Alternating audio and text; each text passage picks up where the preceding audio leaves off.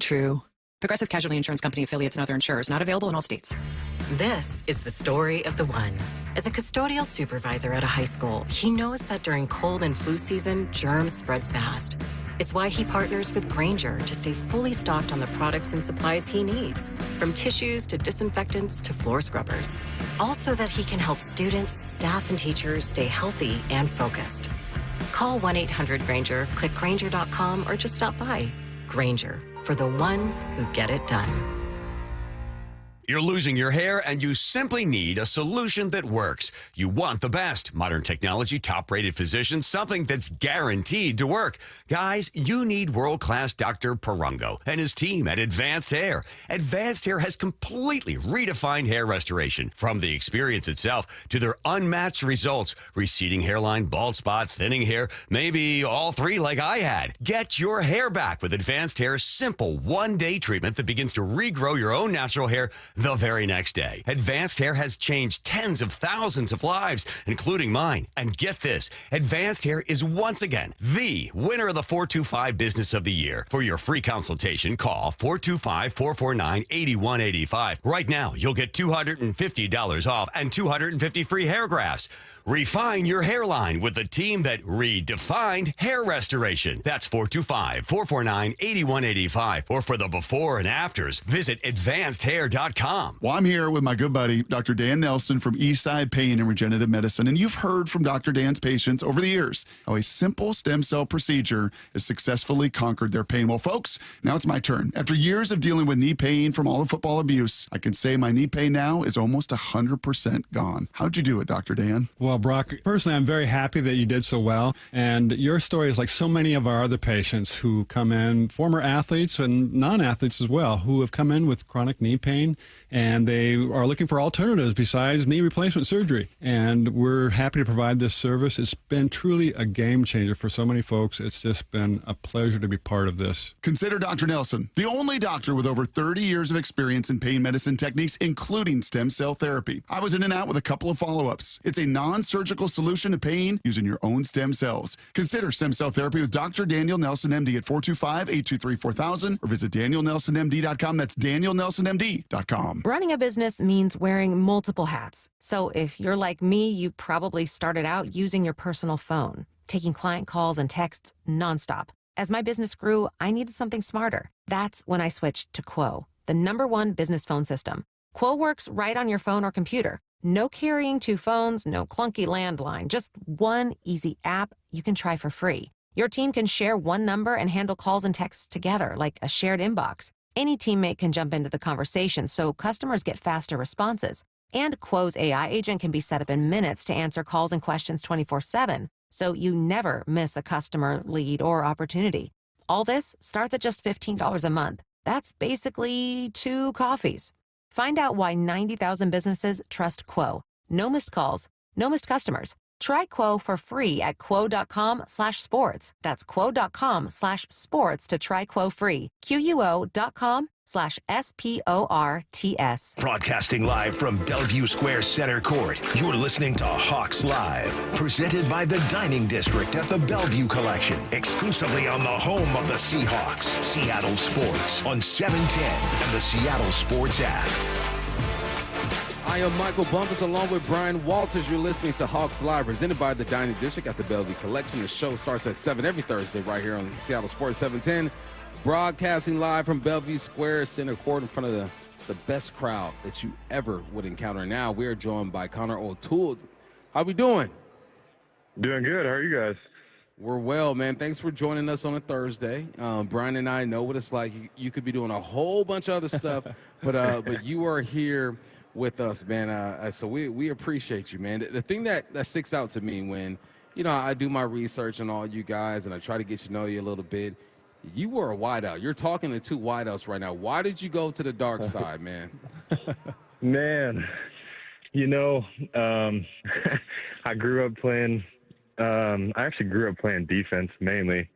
When I got to high school, I kind of fell in the shuffle of playing receiver and did well there in high school and, had the opportunity to go to college. And when ultimately Utah was recruiting me at school I went to, They're like, we think you could play a couple different spots. We'll start you at receiver.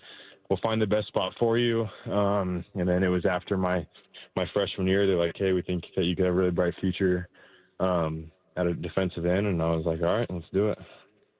Connor, I want you to brag about yourself a little bit real quick. And because when I see you were the #1 recruit out of New Mexico as a receiver, 2-time All-State, I mean, give me these receiver stats. What were you doing? Just lay it on us. Oh, gosh. I don't know. It's been so long since I've looked at the high school stats. Man, I don't even remember how many games we played in high school. I'd have to go back and check the numbers. But, man, yeah, we had some good times. We had an explosive offense in high school. Man, those were the good days. Now, did you play any defense? Did you play both ways in high school, or was it all receiver?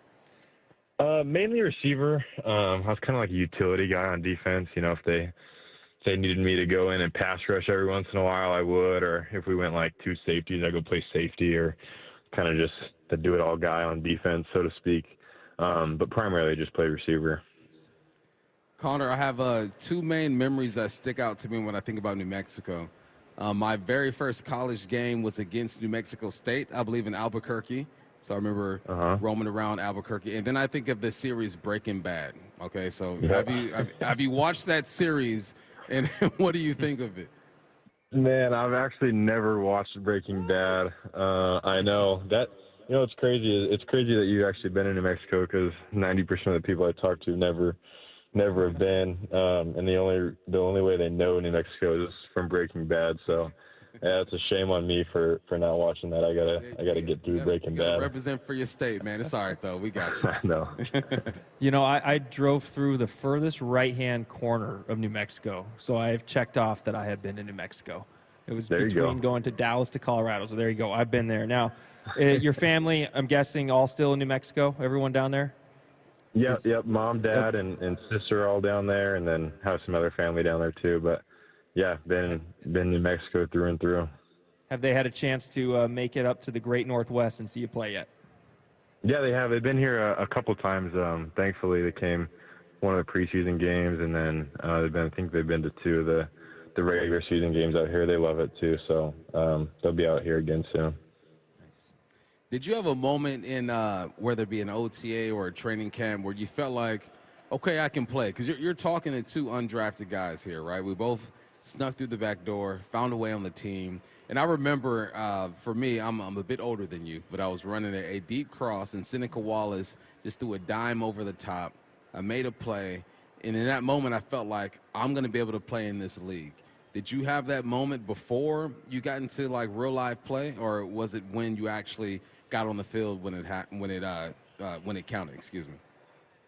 Yeah, I would say beginning of training camp was a little interesting. I tweaked my hamstring, nothing crazy. So I ended up missing the first couple of practices of camp. So initially, I automatically felt like I was behind the 8 ball, especially as an undrafted guy.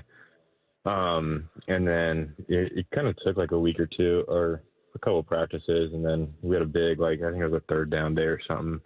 We got to go out there and pass rush a lot. And I felt like I had a really good practice, and, some of the coaches were like, hey, you really stuck out with what you did today. And I feel like ever since then, that one practice built a lot of confidence. And then in the preseason as well, just going out there against live competition and getting real rushes on a live quarterback. And after that, I was like, yeah, I think I could play in this league. Now, me, Bump, you now, we all know as an undrafted free agent, to make that team, you got to play some special teams. You got to be on pretty much all 4 phases of special teams. Did you play much special teams in college at Utah? Yeah, I actually did. I played quite a bit my freshman and sophomore year. I was a 4-core guy. I think most of those 2 years. And that was awesome. I mean, I love playing special teams. And I think that was also something that kind of helped me get up here to Seattle, was doing well in special teams in college. Yeah, that's how we sneak on the squad, man. And I love that you had yourself a moment I was going to save this question for my compadre here, but I'm going to go ahead and take it. You and Peely made a big moment, man. Peely punches the ball out. You grabbed the football. What was that like for you two, and did you talk about it on the sideline? Yeah, it was crazy. I mean, Peely being a defensive tackle, making a play like that on kickoff. I mean, you don't see that across the league very, very often or at all. So to be a part of that play was super cool. You know, I was just in the right place at the right time. You know, saw the ball and fell on it.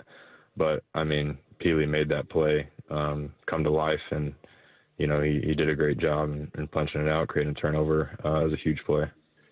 What are these new kickoff rules like for you? I mean, I know in college they're completely different, and you probably ran down on kickoffs, but you said your freshman, sophomore year. How's it been kind of getting into the NFL and learning this entirely new play, this entirely new kickoff? Yeah, it was definitely weird, especially when I first got in here, you know, because you kind of get thrown in the fire when in training camp or OTAs or whatever it is. And from going from college, we were running, what is it, 65 yards or something, to everything being so condensed and tight and happened so fast. Yeah, it was different. I remember watching it on TV last year, you know, when I was still in college, and then playing in it this year. But yeah, just trying to learn quickly on ins and outs of all of it.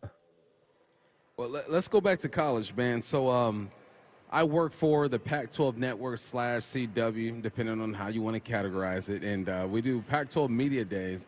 And I sat and had lunch with your coach, Kyle Whittingham. What is he like? When I sat down with him, Connor, he was intense, but he was also like inviting at the same time. I didn't know what to think of him. What was your experiences with him? Yeah, he's an amazing football coach. I mean, he's been at Utah for, I don't know how long, but 20 and almost 30 years, I think it is now. And he's done tremendous things with that program. You know, he's built a real culture out there, and you know, everyone that's in there, even with the transfer portal and all that, they've gotten guys to buy into the culture, and it keeps Utah football ultimately. So I'm very grateful for the time I had at Utah. Coach Witt, you know, he's done a great job with that program, and I was lucky to be a part of it.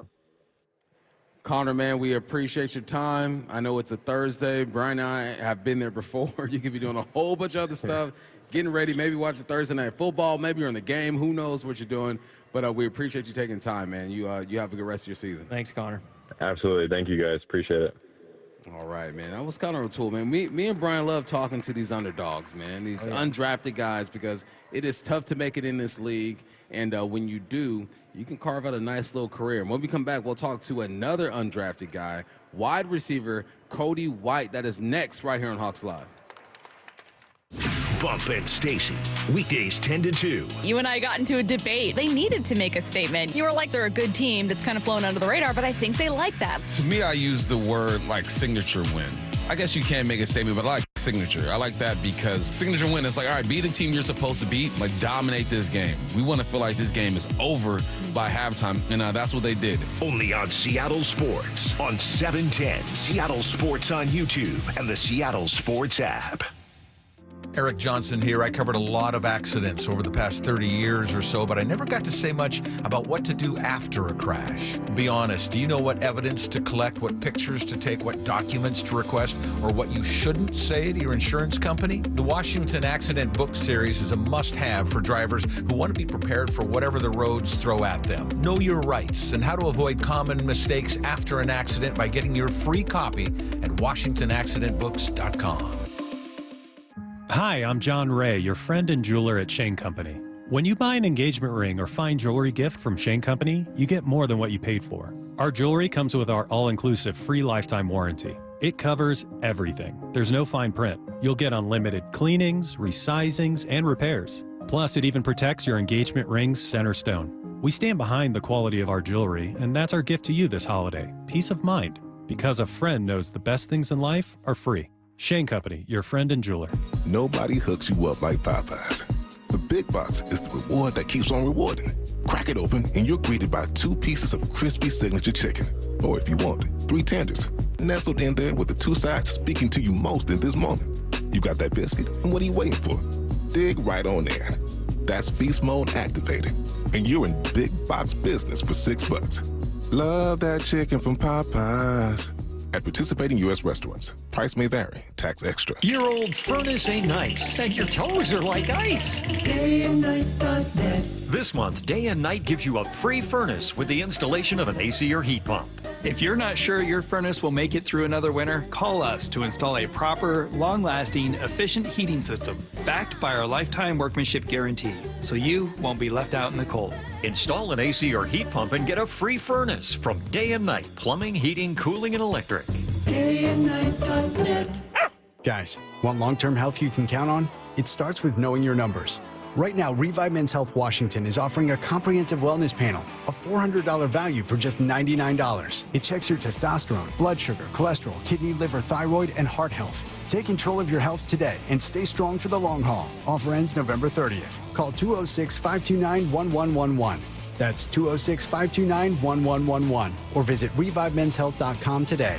Must medically qualify. Terms apply. Contact us for full offer details. Hey, it's Bob Stelton here, and I can see clearly now. It's amazing. Let me tell you about one of the best decisions I've ever made in my life. That's when I went to K2 Vision for Refractive Lens Exchange, or RLE. Dr. Kopstein started K2 Vision with Dr. King from King LASIK, the most experienced LASIK surgeon in the Northwest. King LASIK plus K2 Vision equals freedom vision for every stage of life. No glasses, contacts, readers, or cataracts. So if you're somebody that struggles with distance vision and now you always need a pair of reading glasses, K2 Vision RLE could be your perfect permanent solution to spending your good active years not needing reading glasses. And here's the capper. You're never going to develop a cataract. I'm somebody that needed readers in every room of the house. I needed to see the scoreboard out at ball games. I just couldn't see clearly. That has all changed thanks to RLE. Whether it's LASIK, EVO ICL, or RLE, trust the most experienced team of doctors to point you in the right direction. Schedule your free Zoom consultation today at K2VisionRLE.com. That's K2VisionRLE.com. When it comes to the security of your business, doubts can creep in about who you're trusting to protect it. Are they a reliable service? How will I know if something happens? Are they keeping everyone safe? At Bay Alarm, we got you. For nearly 80 years, we've been putting our customers' minds at ease with our advanced technology and personalized support. Feeling insecure about your current security service? Visit bayalarm.com today to talk to a local security expert. Hey, Brock Hewitt here. For my friends at People Come First or PCF Construction Group, are you tired of just grilling in the cold and rain every winter in the Northwest? Well, with a patio cover, heater, and fireplace from PCF, you can enjoy your outdoor deck or patio all year long, staying warm and dry, even in the wintry months. And I have a special offer for you. PCF's Black Friday sale runs through November, and you can get up to 20% off your entire project, plus no payments and no interest until 2027. Most people don't consider building a deck in winter, but if you want yours ready by next spring and summer, then contact PCF right now to start planning. Spend the winter dreaming, designing, and improving your project so you're ready to build by the spring. Remember, planning and permits take time, so get started right now. Find all the offer details, get project ideas, and browse photos at PCFgroup.com or call 425-629-8476. That's 425-629-8476, PCFgroup.com. Shop Mazda of Everett and find out why Mazda of Everett is Washington's largest Mazda dealer. Mazda of Everett on Highway 99 in Everett or online at MazdaofEverett.com. Back to more of Hawks Live, presented by the Dining District at the Bellevue Collection. Broadcasting live from Bellevue Square Center Court, here's your host, Michael Bumpus. You are listening to Hawks Live, presented by the Dining District at the Bellevue Collection. The show is at 7 every Thursday right here on Seattle Sports 710, broadcasting live from Bellevue Square Center Court.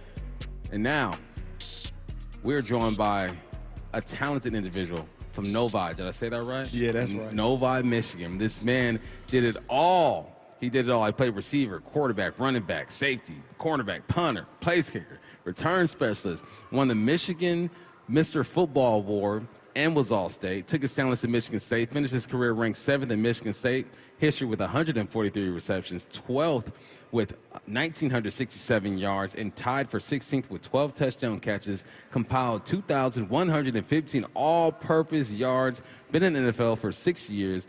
And in Seattle for the last 3. Ladies and gentlemen, give it up one more time for Cody White. Man, what a great intro. Hey, we got a great producer. He gonna make sure you're gonna get with you, the love that you deserve, man. What's up, 12s? How y'all doing? Hey, Cody, just like these people love you, me and Brian, like, if we have like a man crush on anybody, it's you. All right, because making me blush. Hey, you know, it is what it is. We real out here. We understand like the journey of the NFL. And you had a moment last year where you got called up, you blocked a punt, drew a pass interference, made a catch down in the red zone, and we're thinking for sure we're going to see him, right? But then this is the NFL, right? There's ups and downs, smiles and frowns, and then you get your opportunity this week, and you have a 60-yard touchdown, your first of your career. One, let me say that Brian and I are really happy and proud of you. And two, man, how do you stay just locked in and ready to go whenever your number is called? Yeah, I appreciate that. It's one of those things, man, you never know when your number is going to be called. But when your number is called, you got to be ready to go. So every day I'm doing extra work in the weight room, doing extra work on the field, making sure that I'm getting my catches in, doing all the reps mentally, even when you're not getting them on the field, so that I know when I get my opportunity that I'm going to be ready. And that's kind of been my role throughout my whole career, and I feel like whenever I've got the opportunity, I've been able to go out there and make plays. Yes, sir. You know, Bump took everything I was going to say right there. I was going to say exactly the same stuff. But you know, I go out, watch you in training camp, watch you for the past few years, and there was always something about you I always liked. And I could always tell, man, he's an athlete. Like, there's just something different. And now I just learned you played 4 sports growing up, in high school, 4 sports and all that. I mean, was there any chance that you were going to do something other than football or maybe play multiple sports at Michigan State? Never really had the idea of playing multiple sports at Michigan State, but I did have some offers to play in baseball, and then I had one small offer to play basketball, but baseball was really my only other path that I feel like I would really had a chance to play at the college level. But football was always bred. I feel like I was always the best at football. Yeah. So I went to Washington State, and it's the eastern side of the state. And in January, I would go out there and see baseball players training. I go, man, y'all outside, you barely moving, playing baseball in this. Like, what was it about baseball that kept you locked in? Because, you know, in Michigan, it get a little cold out there. What kept you locked in? For sure. Shoot, I love to run the bases, so anytime I could get on base and steal, I would always try to steal second and steal third, and I feel like going out there and making plays when I played center field, I feel like that just kind of kept me engaged because I know a lot of people that stop playing baseball because they say it's too boring, but when I was playing, I always had a great time. I love the game of baseball. Yep. Yeah. Did your dad have any influence on why you chose football? And just so you all know, his dad's in the pro scouting with the Pittsburgh Steelers, correct? Yes, for sure. Yes, all right. Did he have any influence in why you chose football? I don't think he had any influence. I mean, I've always been around the game of football, but he always just put the games out for me. He let me go play football, let me go play baseball. Even when I was a little kid, I went and played hockey, golf, any sport that I could go out there and play. Like, he just wanted me to see what I was best at, and he wanted me to pick for myself. He didn't want me to go the path of, because he played in the NFL as well. He didn't want me to have to follow his path just because he did it. So I was able to choose my own path and be able to be in the NFL now for 6 years. Yeah. I caught a buzzword here, Bump. Golf. He said golf. You already know. Said golf. How's the golf know. game? You know, I'm a streaky shooter, Okay. so All right, we all are. I'm either going to be in the low 90s or we're going to be in the hun buns a little bit. Well, you're talking to a dude who's going to be in the low 70s. I hate playing with him, man. Oh, man. All right, you got to give me 10 at least. 10, I'm gonna need some maybe strokes, 12, yeah. for sure, for sure. How do you think the other sports kind of helped you playing football? Definitely. I mean, just being an athlete, I feel like, doing different movements. You're not just playing football all day, every day, and that's the only thing you're going to do. Like, you're playing basketball, you're working on your crossover. That helps you with your releases and things like that. You're playing baseball, tracking the ball in center field. That helps you track the ball on your deep balls. And then in my return game, too, being able to track the kick returns, track the punt returns. It just kind of just rounds you out as an athlete. And then you're on different teams and you meet different people, so it rounds you out as a human being, too. Yeah, I love that. I always said punt returning is like playing center field in baseball. Yep. Like, that's the feel you get. But, yeah. You know, your NFL journey, where you started, I always like to find out kind of like who you really leaned on. For me, you know, I started with San Diego, and we had a veteran crew. It was like Vincent Jackson just kind of showed me the ropes, Patrick Creighton, Malcolm Floyd, guys like that. Throughout your whole journey, kind of who were the kind of the veterans, the guys that you really leaned on to really put you at your best? Yeah, so when I first got into the league, I was with the Steelers for my first 3 years. I was there with Juju Smith-Schuster. I was there with James Washington, Deontay Johnson, man. Those guys really taught me a lot, not just things that you can do on the football field, but how to carry yourself as an athlete and as an NFL player off the field. So just to start my career there, man, I can't thank them enough for the things that they taught me and things like that. I had Ike Hilliard as my coach, who also was a big influence for me. And then I have Frisman Jackson, who now is in the Seahawks. He's our receiver coach. And then once I got to Seattle, I mean, DK, Tyler Lockett, Bobo, Derek Young, all those guys that are still on the team now and the guys that have left now, but, man, they have a big influence on who I am today. All right, Cody, how old are you? I'm 26. 26. All right, old man question here. You ready for this? Whoa, old man. I'm old man. Oh, okay. I'm about to be 40. I'm about to be 40 this December. Old man question, All okay? right. I saw your celebration, and I've seen that celebration all throughout NCAA, NFL, and I like it. Where the heck does that celebration come from? So it's a TikTok dance. It's called Take Me Through There. So I had a bunch of different celebrations in my head, and I guess that was the one I pulled out. So we'll see if I pull out a better one for the next I saw time. you hit it, and I was hyped, and I was like, I've seen it. I just wish I knew what the origins were. Yeah, you know what I'm saying? It's a TikTok trend. All right, so yeah. I appreciate that. I ain't on TikTok, so I appreciate that. So that wasn't planned out ahead of time. Like, that just kind of came to you in the moment. Once I broke the tackle and found out I wasn't going to get tackled by anybody else, I was rattling through all the decisions in my head, and that was the one I picked. Will you walk us through that play, kind of what was going on, and then kind of just what did it feel like when you just realized, man, it's just nothing but green grass in front of me in the goal line? Yeah, so I came down, the safety in the corner kind of bit down a little bit, and I ran the corner route, and Sam put the ball right on the money. Made one person miss, and then I didn't see anybody else. I just saw a bunch of green grass. So, I mean, really at that point, it's just keep your feet, which I knew I was going to be able to do, and then get into the end zone, and then it's party time. Safety didn't want no smoke neither. Nah. He didn't want no smoke. Nah. He didn't try to wrap up or nothing. He didn't want no smoke. Well, I wouldn't either. I didn't realize how big he was, man. He's a big 6'3". dude. Yeah, no, I don't want to be part of that. Dude. So, you know, in an NFL locker room, it is the most, like, masculine, just confident environment you could be in. And everyone thinks they can hoop. Everyone thinks they can golf. What's your conversations like when it comes to these guys? I heard a story about you. You did a 360 dunk and shut it all down. Is there anybody in that locker room that can rock with you when it comes to the hoop game? You know, we got some good hoopers that are in there. I'll be the first to say I'm not as good as I was when I was in high school. You put the basketball down and you try to pick it back up, it is not the same. Yeah. So I know a bunch of guys in the locker room, it's not going to be the same for them too. But we got a few hoopers in there, but I don't think I don't think there's who's a good hooper in that room? You know, Jackson's a good hooper. Bubbo got a good jump shot too. I would say those the guys. Naturally receivers. What we do. It always is. I don't want to get you guys in trouble or anything. First off, when we used to play, we used to have it run every Sunday. The whole team, like half the team, pretty much, was at my high school here in Kirkland, and we would be just 2 games rolling. Do you guys ever, in the off season, you guys ever play any pickup at all or anything? We play like pig or like horse, but we try to stay away from the pickup and all that. Yeah. So last week against the Commanders, during film study, I saw they're going to play a lot of man. Mm-hmm. And I, during our podcast I do with our producer, Nasser Chobe, I'll go, they are dumb as heck if they're going to play a lot of man. This week it seems like they're going to play a lot of zone against you guys. You know, what do you expect to see from this defense? And without telling us too much, obviously you can't tell us the game plan. How do you feel you guys are going to be able to execute? I think we're going to be able to execute pretty well.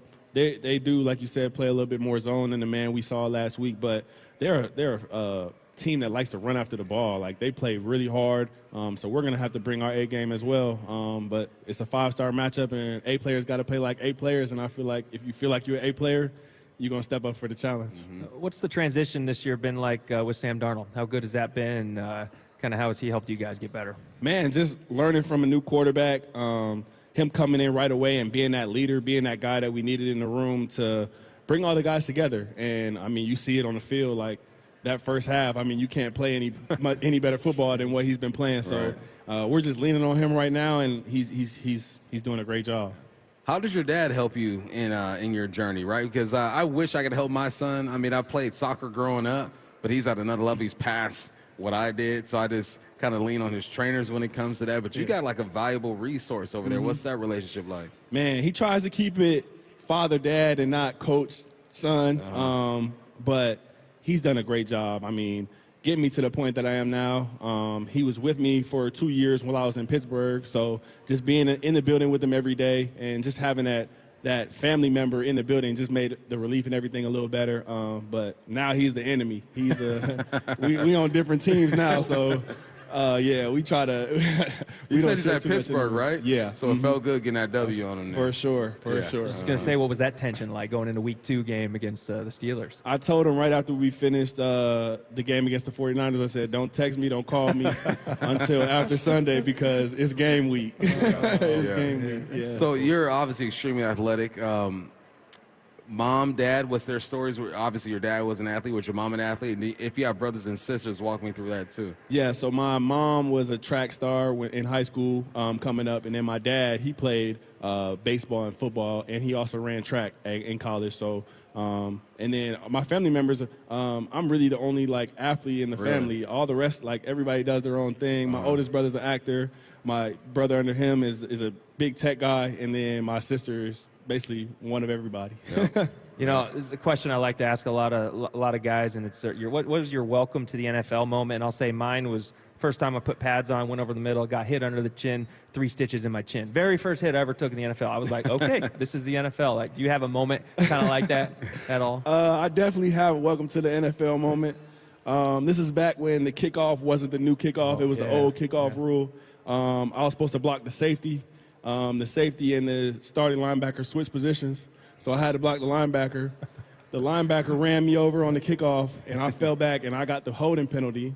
And I'm running back to the sideline, and I know the special teams coach is going to chew me out. But then the receiver coach said, "No, you're in on offense." I was like, "All right, cool, I got some time." So the next play we ran a crack sweep, and Patrick Queen, the next play, ran me over again. So I got ran over on back-to-back plays, and I was like, oh, man, I guess this is what the NFL's like. It's real out here. It's real. Yeah, for sure. That was definitely my welcome to the NFL moment, yeah. Man, last one we got for you. It's been fun to watch kind of the way this team has developed. I don't think anyone thought in the past game this team would be who they are. I think defensively, everyone thought that you could be where you are now.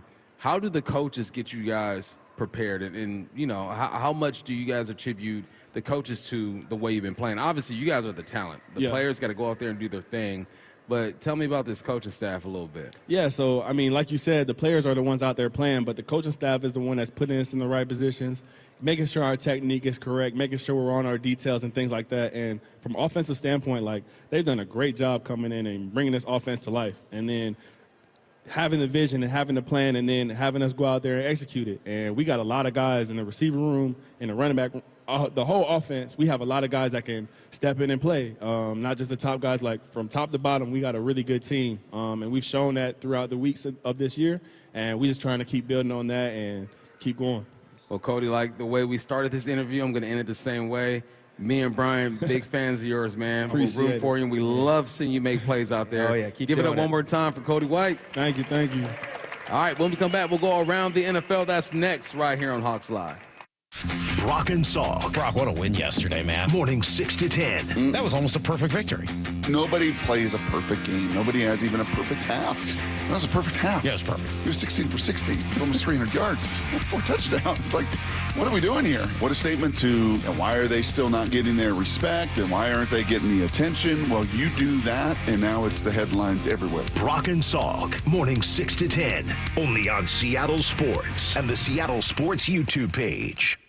Yay to Bruce, the streaming king. With quantum fiber internet, he's gonna binge. He wants more, he's got to have more. More bedtime true crime. More podcasts in the shower. Quantum fiber Wi-Fi has the power. More. fast internet speeds. He's got the gigs to go big, bring him the games. Right now. And his royal we. More sports non-stop. His quantifiers on top. Yay to you. Switch today at quantumfiber.com. Limited availability, service and speed in select locations only. Hey, it's Tim Hunter, former Seattle radio goofball here with 2 words that aren't funny. Prostate cancer. Get your annual checkup. Keep an eye on that PSA number. And if you hear those 2 words like I did, talk to the folks at Swedish Cyberknife. 5 treatments, minimally invasive and technologically advanced over the other options. If you were a friend, and I consider you one, I'd highly recommend Swedish Cyberknife. We are so lucky to have them right here in town. Do your research, but definitely visit swedish.org/cyberknifeprostate. If you're 55 or older and into that whole saving money thing, T-Mobile has an exclusive phone and internet bundle just for you. Right now, get 2 unlimited phone lines plus 5G home internet for just $30 each per month with autopay, plus taxes and fees. And with 5G home internet, setup is easy with just 1 cord and no technician needed, which is great if you're also into that whole keeping it simple thing. Switch now and experience the best mobile network in the U.S. Visit your local store to start saving. T-Mobile, it's better over here. Based on analysis by Ookla speed test intelligence data Q4 2024 to Q1 2025, Ookla trademarks used under license. Unlimited on our network. Customers on voice plan may know the speed lower than other customers and further reduction if using more than 50 gigs a month due to data prioritization. Video streams and SD on this plan. Home internet pricing after $20 a month in bill credit plus $5 per line without autopay. Debit or bank account required. See 5G device coverage and access details at T-Mobile.com. Free consultations, no fee guarantees, 5-star reviews. JP Pendergast with Pendergast Law explains the importance of going beyond these familiar offerings. Accident victims want an attorney, Tom, that satisfies their needs. Someone who handles those needs with the highest degree of care. Pendergast Law offers the no-fee guarantees and free consultations, but these only scratch the surface. Okay, explain more. We make sure that every member of our team is genuinely passionate about helping others. Customer service and communication are our top priority. It's how we take care of our clients so they always feel one step ahead of the insurance companies. Our strong reputation for high standards provides comfort and confidence when it's needed most. Pendergast Law offers the free consultations, the no-fee guarantees, and of course, they are 5-star rated. But what really makes them different is their genuine passion for helping others. I can't recommend them enough. If you or a loved one has been injured in a car accident, call Pendergast Law. We can help. That's PendergastLaw.com. At Pacific Power Batteries, you won't find anything with pumpkin spice. We sell batteries for everything to anyone. No warm, fuzzy mittens, no umbrellas, no potpourri in our nice stores. But when the going gets tough and the lights go out and your stuff won't start, you'll be glad that you came to Pacific Power Batteries. And if you're not sure if your battery is dead, we'll test it for you for free. We will sell no battery for anything before it's time. We're honest people at Pacific Power Batteries, doing batteries since 1985. Broadcasting live from Bellevue Square Center Court, you're listening to Hawks Live, presented by the Dining District at the Bellevue Collection, exclusively on the home of the Seahawks, Seattle Sports, on 710 and the Seattle Sports app. You are listening to Hawks Live, presented by the Dining District at the Bellevue Collection. I'm Michael Bumpus with my guy Brian Walters. It's time to go around the NFL. There's something that happened at the end of the Seahawks game, and everyone had an opinion when it all went down. And that's the great thing about America. You can tweet whatever you want to. All right, you might be wrong, but you can tweet it. All right, and everyone was tweeting, listen, why was Jaden Daniels in the game in the fourth quarter in that moment? Brian, you have some thoughts about that. Yeah, you know, that's a tough one for me. Yes, hindsight, he shouldn't have been in there, right? Yeah. If you know he's going to dislocate his elbow and be out for the year or whatever it is, yeah, no, he shouldn't have been in there. But the thing is, everyone that was on Dan Quinn, everyone that's yelling at him saying, why is he in there? Or why was he in there? Are you kidding me? Why? I didn't see a tweet beforehand saying, hey, I think you should pull Jaden Daniels out right now. I think, I don't know why he's in there right now. He should be out. He's going to get hurt. I never saw a single one of those. But it's always the after the fact, after. And, you know, Dan Quinn, I thought he handled that situation perfect. I mean, he felt bad at the end, you know, when he had his presser and he was kind of like, yeah, you know, like I made a mistake. I probably should have realized it, but the offense was kind of going. And I didn't want to interrupt it. And he was going to be out after that drive, but probably left him in a little too long. And I appreciate a coach that kind of owns up to that stuff. But at the same time, everyone getting on him about that, yeah, I mean, that's the easy thing. That's the easy thing to do. Yeah, of course he shouldn't have been in. He got hurt. If you would have known he was going to hurt, Dan Quinn wouldn't have put him in. Exactly. You know who never pulled their guys?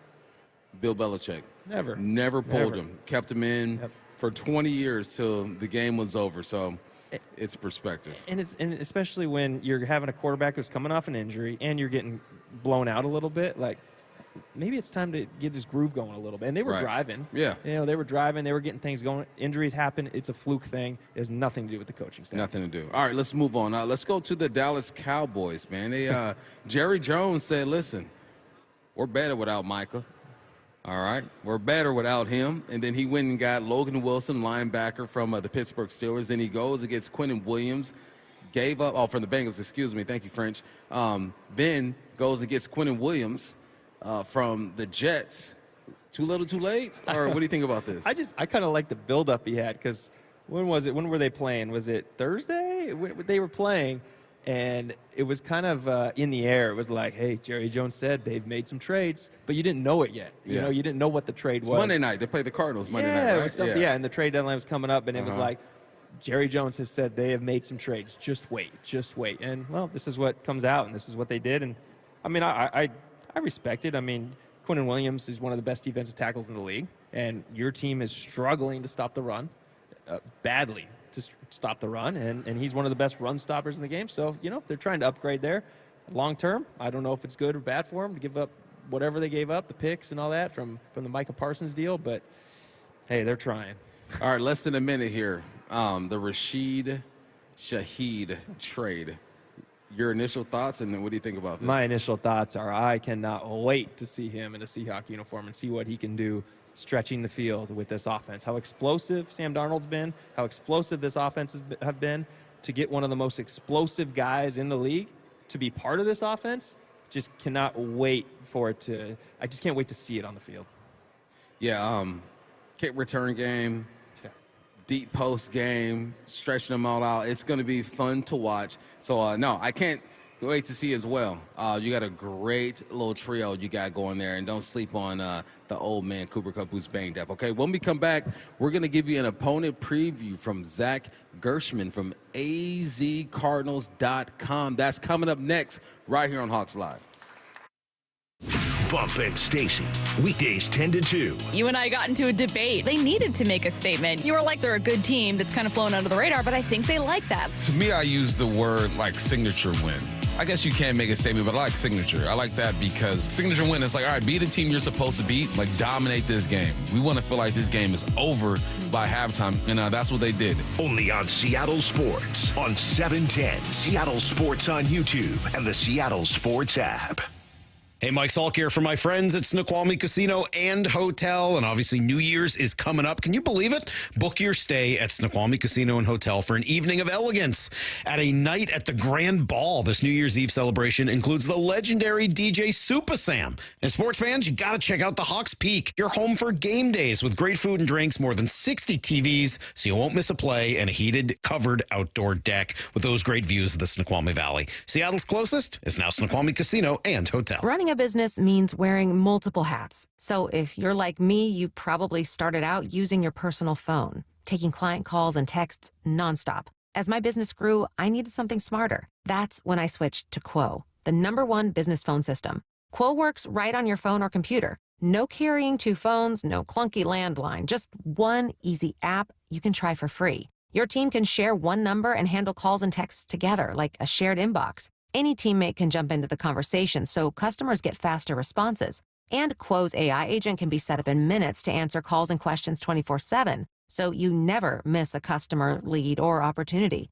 All this starts at just $15 a month. That's basically 2 coffees. Find out why 90,000 businesses trust Quo. No missed calls, no missed customers. Try Quo for free at quo.com/sports. That's quo.com/sports to try Quo free. QUO.com/SPORTS. It's about grit. Leonard Williams drags him down. Running through whatever gets in your way.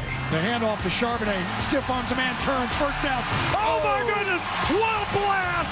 Fighting for every yard. The handoff to Walker. He breaks a tackle, comes back to the near side, stumbles across the 10, breaks the tackle.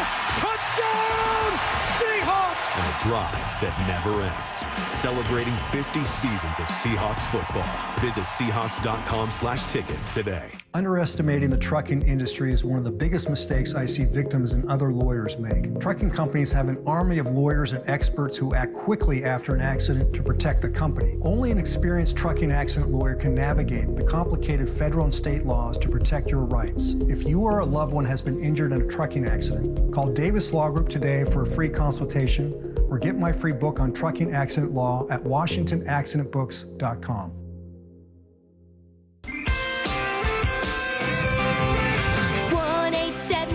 Cars for Kids, KARS Cars for Kids, 1-877 Cars for Kids. Donate your car today.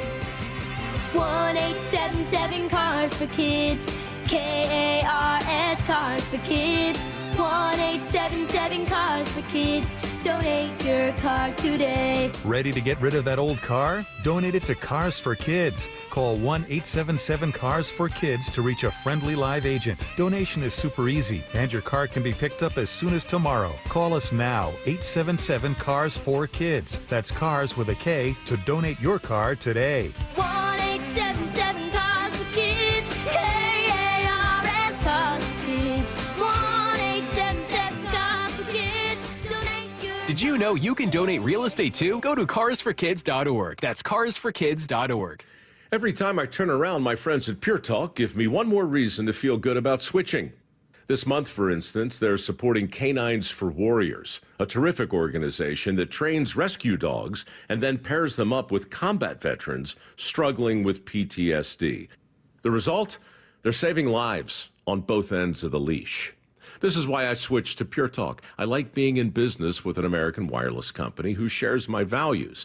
Yeah, I appreciate unlimited talk, text, and plenty of 5G data for just $25 a month, and I bet you will too. But I think you'll really appreciate doing business with a company who gives back to the men and women who volunteered to defend our country. Just dial pound 250, say micro. With Pure Talk's U.S. customer service team, you can switch in as little as 10 minutes. Again, dial pound 250, say micro, to switch to an American wireless company who actually stands for something. Pure Talk. If you're 55 or older and into that whole saving money thing, T-Mobile has an exclusive phone and internet bundle just for you. Right now, get 2 unlimited phone lines plus 5G home internet for just $30 each per month with autopay, plus taxes and fees. And with 5G home internet, setup is easy with just one cord and no technician needed, which is great if you're also into that whole keeping it simple thing. Switch now and experience the best mobile network in the U.S. Visit your local store to start saving. T-Mobile, it's better over here.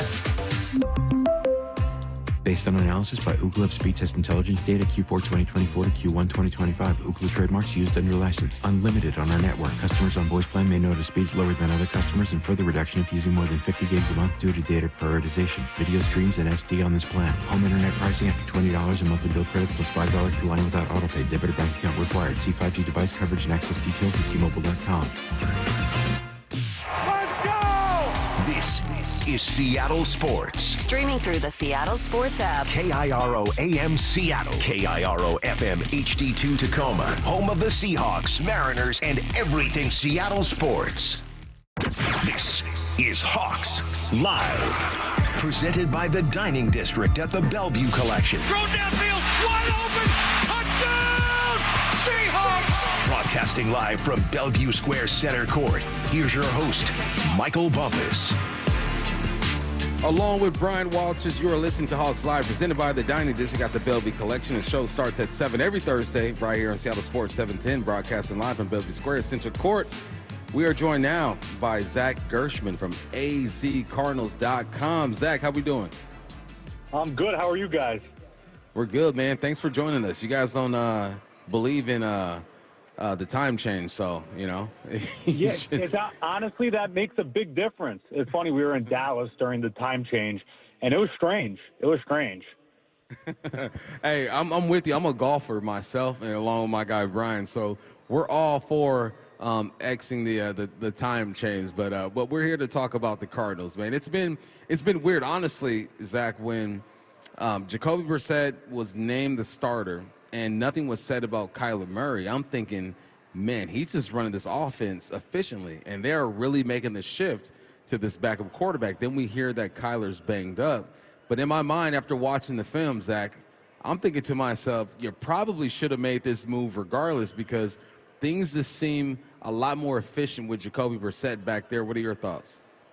Yeah, I think that's something that Coach Jonathan Gannon was also talking about a little bit. He recognizes that I think Jacoby had the hot hand, and he has been playing really well, and the offense has been clicking in a way that it hadn't before.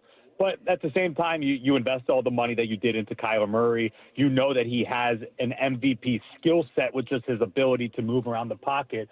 But then again, the foot injury that he had, that limits his MVP skill set of being that mobile quarterback. So it all makes a big difference in it. But then again, you look at it, stats don't lie, and Jacoby Brissett has really been able to ball out. He's been able to space some football around to Trey McBride and Marvin Harrison Jr. and Michael Wilson breaks free for that big 50-yard explosive on Monday night coming out of the second half. So the offense really does seem to be clicking. And to your point, yes, I think Jonathan Gannon kind of agreed a little bit. If Kyler was healthy, I think we'd be having a very different discussion. But he's not healthy, and Jacoby is the guy. What have you seen in Jacoby? I mean, you just mentioned it a little bit, but you know, Marvin Harrison, a career high, 7 catches with Jacoby Brissett under center. McBride, 4 touchdowns in the last 3 games with Jacoby under center. What does he bring that kind of brings out the star power of the Cardinals? Yeah, I think receivers love it when they have a quarterback that's willing to stay in the pocket and take a hit.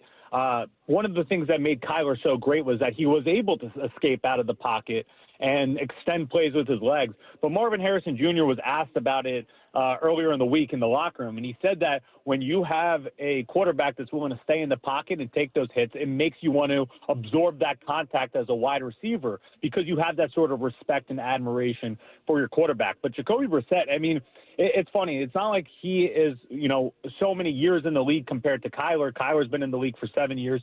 Jacoby's been in the league now for a decade, but he's played with Andrew Luck. He's played in a room with Tom Brady during his time in New England. So he's learned a lot from some of the best quarterbacks that are out there. And I think that when you also have a quarterback that realize what it's like to potentially have that role taken away from you, that starter role, once you have the opportunity and you taste that you might be getting it back, you don't want to let it go. Hey, how do you feel about this this defense? You got obviously Johnson, the guy that you drafted, Thompson, you got Baker, you got a Wilson in the middle, Collins, Sweat on the line. These are names that you feel like are formidable. Like they can get after offenses. Yet when I look at this defense on film, it seems like they're playing preventative. They just don't want to get beat at all. They're not playing to really attack. Do you feel like things could change, or do you feel like that's a result of our offense isn't able to really put up points? We got to make sure that we don't give up the big one. I think that it changed a little bit after the bye. I think that that's one of the things that the coaching staff was evaluating because the way that you're describing it, I think is pretty fair. It seemed like there were a lot of soft coverages that were out there. Now, we asked defensive coordinator Nick Rallis about it, and he said at times, sure, you might have that hindsight 2020 perspective. But I think in the game against the Dallas Cowboys, sure, CeeDee Lamb and George Pickens were able to get theirs, but overall they were limited for the most part, and Dallas had a top 5 offense. So I think that the biggest difference, though, I think to your point, is it's a very different defense in the first 3 quarters versus in the fourth quarter. They're one of the worst fourth quarter defenses out there. They allowed the touchdown against the Cowboys, and you start to tilt your head back a little bit, and you said, oh, boy, I've seen this story before. Cardinals have a lead going into the fourth, and then they allow a touchdown. We've seen how that's gone. But they were able to stay in it. And right now there are a handful of injuries. Mack Wilson Sr., the green dot, team captain. He has missed the last 2 practices. Will Johnson was listed as a DNP on Thursday. So there's definitely going to be an area of emphasis, especially in that cornerbacks room, because if you don't have Will Johnson and you don't have Max Mellon, who's in concussion protocol, that is going to leave a lot on the plate of Denzel Burke, the rookie. I think that the 3-5 record for the Cardinals is actually a lot better than it looks. You look at the 5 losses, and you lost by a combined of 13 points in those 5 straight losses. How about it? I mean, I don't know if I've ever seen something like that before. But how did Coach keep this team kind of together during that time? And do you think this team's a lot better than what it actually has shown in the record? Oh, 100%. Because if they played through just 3 quarters and the fourth quarter didn't matter, then this is going to be a team that's winning the Super Bowl. But I think, jokes aside, though, like this is a team that realizes that they really are not that far away, and it's frustrating when you lose the way that they've lost. I mean, you lose to the Seattle Seahawks in the way that they did in the rivalries game on Thursday Night Football. Obviously, the kick went a little bit short. You started off slow. Marvin Harrison Jr. had that bobble that turned to the interception. There were a lot of things that have gone wrong, and they've still managed to find a way to stay in the games. I think that says a lot about a team's character. But right now, they're at a point where they need to figure out what is the answer to finishing. And I asked Nick Rallis, the defensive coordinator, if he found that answer over the bye week, and he said, well, there's only one way to find out. It's by the time we play in the game. The game against the Cowboys, they were able to hold strong. Walter Nolan III in his debut, he had a sack. Denzel Burke obviously has the game-stealing interception. They forced the fumble in the third and fourth quarter. Like, the defense definitely, I think, has it within them. But the record, you are what your record says you are. And this is a 3-5 team that is desperately needing to climb out of the hole. Zach, when I look at this team on paper, it makes it look like they're not really great at anything. But I know better than just to look at, okay, what are the numbers 10 weeks in? All right, because we know that teams change, right? I look at every 2 weeks and say, okay, this is who they've been. This is who they've been. Where do you feel like they're not getting enough credit as far as their identity? I think it's just the adaptability within the offense. I mean, you think about it. This is a team that was their identity, and if you could date it back all the way to since Jonathan Gannon and Drew Petzing arrived, this is a run-first offense. And you have lost your 2 starting running backs in Trey Benson and James Conner. Trey Benson hopefully will be back soon at some point. And then your starting quarterback loses the last few games. He hasn't been able to play after injuring his foot against the Titans. And you lose your number 1 blocking tight end in Tip Ryman. Like, they have been dealt a very nasty hand when it comes to the injury bug. And I think their adaptability is definitely something of note. And the fact that when you look at the stat sheet, even with the backup quarterback in, even knowing that you're becoming a little bit more one-dimensional because you don't have your 2-star backs, the fact that Trey McBride and Marvin Harrison Jr. still have been able to get theirs and have been able to perform quite well with Jacoby at the helm, I think that that's an area that's not being talked about nearly enough. I want to ask about it, actually. I want to ask about Marvin Harrison Jr. I know back in week 4 when we played you guys, Marvin Harrison was going through a little rough patch. He had a couple drops. Maybe the previous week against the Seahawks had a drop that was intercepted. How has he kind of thrown that behind him and had some of his best games of his career down the stretch here? I think he heard the noise a little bit, and it's funny when he had that touchdown where he kind of, I don't want to say mossed Devin Witherspoon, but he kind of did him back in the end zone. You saw him take a knee, and it was like a sigh of relief. And I think that even on social media, you could see that the world was kind of starting to rally around behind the kid after tearing him down all throughout. He bobbles the catch, and then there's that screenshot that's going viral of him on the sidelines where he looks like, what in the world is happening right now? But then again, I think it's just his character. He has faced adversity before. During his time in college now, it wasn't much, but he had a game, I believe it was against Purdue, where he had like 3 drops in the game. And he vowed that it was never going to happen again. And then the next week put up 100-plus yards against Penn State at Beaver Stadium. So he knows how to bounce back and come back from it. But it's a little bit different when you come into the league and you're being, pegged to be this generational talent, and your father's Marvin Harrison Sr., and it's very tough. But, kudos to him because he hasn't abandoned his process. I see him after practice. He continues to work out and catch up the jugs machine. I think the pain and the emotion that he felt after those 2 losses to the 49ers and to the Seahawks, those are things that he doesn't want to feel again. Yeah, my last question I got for you, watching the film, your center is on point. Is he Danish? I believe he is. Yeah, from Denmark. He has to make up a lot for his guards, right? I feel like the guard play isn't up to par, but talk to me about your center and how important he is to what you guys are doing on offense. Yeah, Yelda Froholt. I noticed you didn't say the name there, Michael. Is that why? Because it was the name? Say it again. I said, was it the name? That's why you didn't say his name? Is it tough to pronounce? You already know, Zach. You already know. I figured. And he's even said in the locker room how he's heard some of the craziest pronunciations. But you're right. Yelda Froholt is one of the most athletic centers out there, and his ability they do a lot of pin and pull running schemes. So you see his athleticism, which is starting to become a little bit more common with centers. I think Yelda is one of the best in the league with his athleticism. But look, when it comes to your guards, I think that there's definitely been some transition. Will Hernandez has started to come back into the starting lineup after tearing his ACL last year. And that communication, it's an area that this Cardinals team definitely needs to work on continuing on throughout the year, and they need to continue to build that chemistry along the offensive line. But I do believe that they are going to have probably one of the toughest tasks that they've had all year since week 4. And now in this game, being against Leonard Williams and Byron Murphy, it's incredible what the Seahawks defensive front looks like. And from our conversations in the locker room, they're very aware that they're going to have their hands full. He is azcardinals.com. Zach Gershom, man, one of the best interviews we've had on a Thursday, man. We appreciate you taking time. I appreciate it. Anytime. I appreciate you guys. All right, we appreciate you. Come join us here at HAWKS Live at Bellevue Square Center Court, where you have a chance to win gift cards from the Dining District at the Bellevue Collection. Tonight, they're giving away gift cards to Duke Seafood and Wild Ginger. When we come back, we'll go inside the film room. That's next here on HAWKS Live. Brock and Salk. Brock, what a win yesterday, man. Morning 6 to 10. That was almost a perfect victory. Nobody plays a perfect game. Nobody has even a perfect half. That was a perfect half. Yeah, it was perfect. You're 16 for 60, almost 300 yards, 4 touchdowns. Like, what are we doing here? What a statement to why are they still not getting their respect and why aren't they getting the attention? Well, you do that, and now it's the headlines everywhere. Brock and Salk, morning 6 to 10, only on Seattle Sports and the Seattle Sports YouTube page. Have you tried the Dining District at the Bellevue Collection? Grab lunch with friends, meet up for happy hour, and stay for dinner and beyond. You can sample international flavors and local favorites from talented chefs.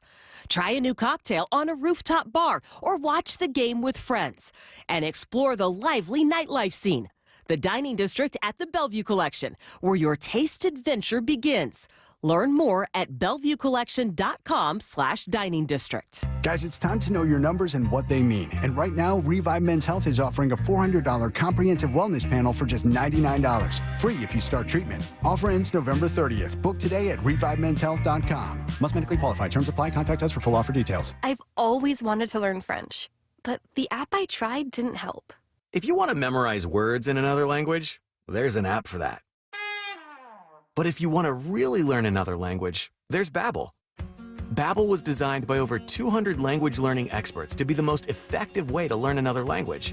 With other language learning apps, I was just playing games. I wasn't really learning. Babbel's different. Every time I open the app, I can choose to work on my writing, speaking, or listening. And it saves my mistakes for me to review, so I'm constantly improving.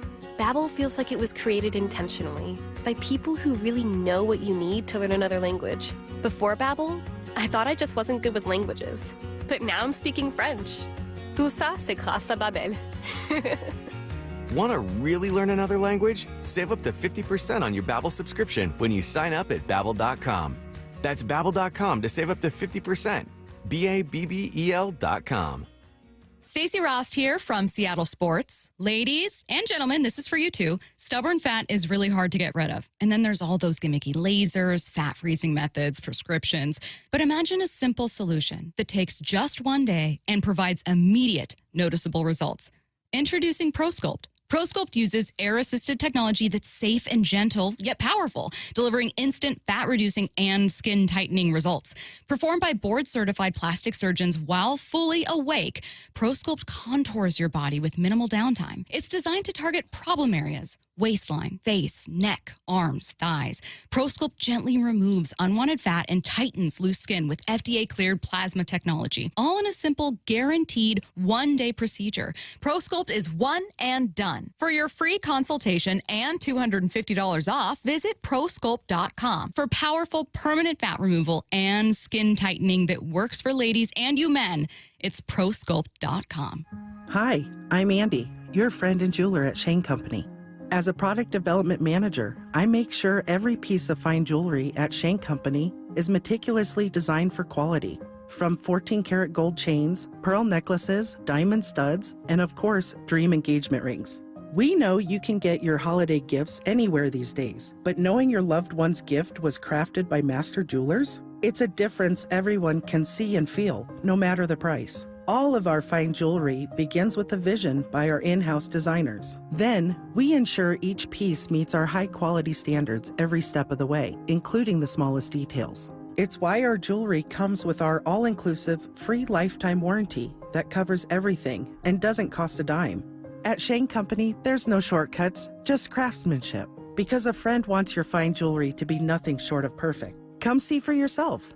Visit us in store or at shaneco.com. Shane Company, your friend and jeweler. Hey, Brock Ewart here. For my friends at People Come First or PCF Construction Group, are you tired of just grilling in the cold and rain every winter in the Northwest? Well, with a patio cover, heater, and fireplace from PCF, you can enjoy your outdoor deck or patio all year long, staying warm and dry, even in the wintry months. And I have a special offer for you. PCF's Black Friday sale runs through November, and you can get up to 20% off your entire project, plus no payments and no interest until 2027. Most people don't consider building a deck in winter, but if you want yours ready by next spring and summer, then contact PCF right now to start planning. Spend the winter dreaming, designing, and approving your project so you're ready to build by the spring. Remember, planning and permits take time, so get started right now. Find all the offer details, get project ideas, and browse photos at pcfgroup.com or call 425-629-8476. That's 425-629-8476, pcfgroup.com. Emerald Queen Casino, the entertainment capital of the Northwest. The best place to watch all your favorite sports. Featuring wall-to-wall viewing screens, 6 windows, and 30 kiosks. Be there at emeraldqueen.com. Emerald Queen Casino, the entertainment capital of the Northwest. Back to more of Hawks Live, presented by the Dining District at the Bellevue Collection. Broadcasting live from Bellevue Square Center Court, here's your host, Michael Bumpus. Along with Brian Walters, this is Hawks Live, presented by the Dining District at the Bellevue Collection. I'm Michael Bumpus. The show is every Thursday right here on 710 Seattle Sports. It's time now to do what us football nerds like to do. We like to watch some film, man. This is just what we do. We love it, and it really brings me joy in my life. Other than watching my kids grow and blossom as human beings, getting beaten by this man in golf every time we play, this is it. All right, this is it. You ready for this, B? I'm ready for it. All right, this first play we're breaking down. Sam Darnold finds Torrey Horton for a 25-yard touchdown. Looking at a 3rd down and 8. Charbonnet stands beside Sam Darnold in the shotgun. Darnold takes the snap. He's going to let it fly. He's got a man in the end zone. Touchdown, Seahawks! It's Torrey Horton, his 2nd touchdown catch of the night from 25 yards out. And that was just a beautiful lofted pass into the back corner of the right side of the end zone. Torrey Horton comes up big. Injuries have hurt this receiving core. It hasn't hurt Torrey Horton nor Jackson Smith and Jigba. The Seahawks on top now, 13-0. All right, I love this, B, because going into the game, we tried to tell folks the Commanders are going to play more man coverage than they should. I don't understand why they played as much as they do. They don't have the personnel to do it, but that's what we saw here. Empty formation, Zach Charbonnet, motions in the backfield. Cody White, who was just here, motions to the right side or shifts to the right side. You got trips to the right, ISO to the left. Break it down for the people. Well, at first look, you go, where's their safety? Why is there no safety in the middle of this field? Is this a cover 0 look? Is it, like, what are they doing on 3rd down to leave the middle of the field and what the Seahawks want to do so open? And then you kind of look closer and you go, oh, look at that. They're double covering JSN.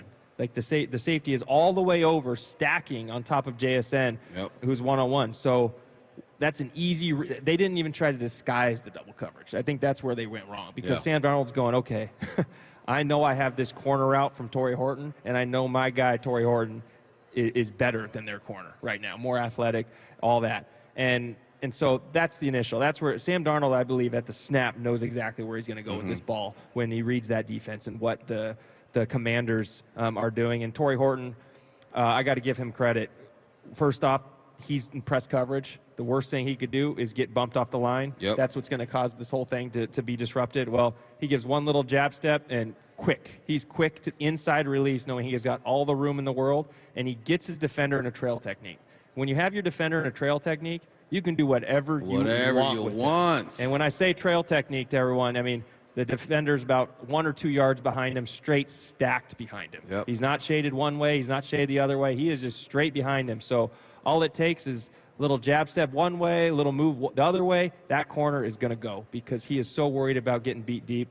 And Torrey Horton does it. He stacks him, and then he just outraces him to the corner of the end zone. And that's what the 4.3 speed that Torrey Horton has. Yep. That's what it gets you. He's able to outrun it, and easy read from Sam Darnold. And again, got to give Sam Darnold credit. He threw another perfect ball, hitting Torrey Horton in stride to the corner of the end zone. What I like most about this is that Torrey Horton stays vertical.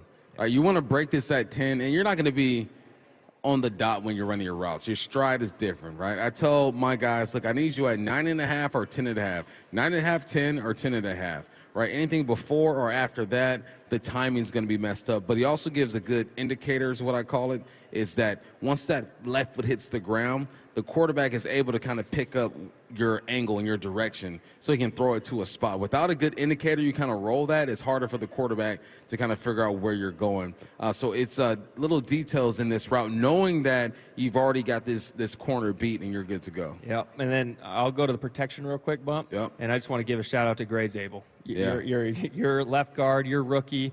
Charles Cross has kind of his guy up, and Gray Zabel doesn't have any responsibility right now. He has no, and he just peels off and just pancakes the guy. Find some work. Yep. and pancakes the guy that Charles Cross is blocking, and gives Sam Darnold all the time in the world. All right, this next play, Sam Darnold finds Elijah Arroyo for a 26-yard touchdown. JSN is wide right. Looks like he has some double coverage. Sam is under center. He's looking back to the left side. He's going to throw down the seam. Got a man out there. The ball is caught. Touchdown, Seahawks. The rookies are going nuts tonight. It's Arroyo who makes the catch. The touchdown reception from 26 yards out. And Elijah Arroyo, the rookie out of Miami, who can do so many things, just put the Seahawks up now 20-0, awaiting the 21st point. And the locals are not happy here outside of Washington, D.C. All right, B, I'll set it up for you. You go ahead and analyze this then. You got Sam Darnold under center, 2 tight ends to the left of him attached to the offensive line. You have JSN solo to the right of him, safety clearly shading over to JSN's side.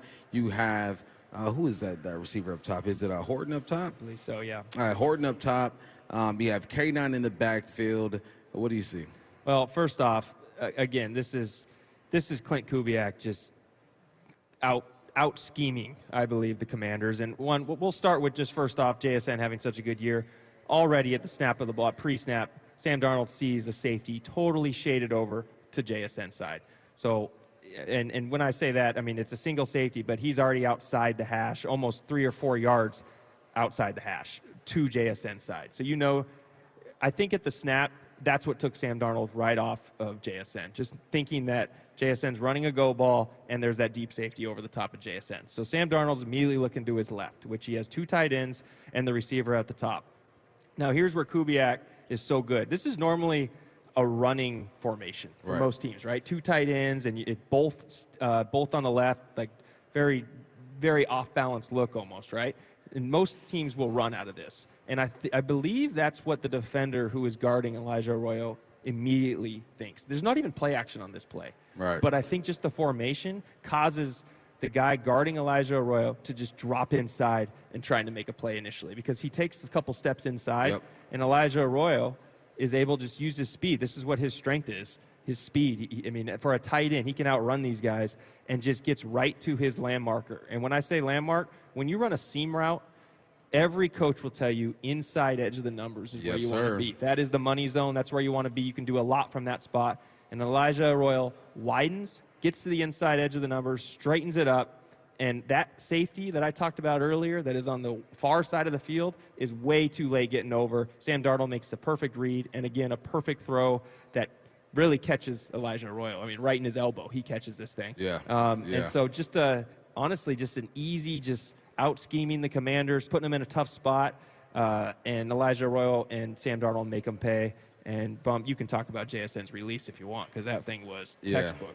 One, I referenced you all week when it came to Arroyo because you said it like the ball caught Arroyo. Arroyo barely had to touch that thing. But to JSN's side, one, I want to highlight Sam Darnold a little bit, right? Because as soon as the ball is snapped, his eyes go to that safety right now. His eyes are going to hold him there. Even if it's just for two steps in his drop, he's going to hold him there and keep him from going to Arroyo's side.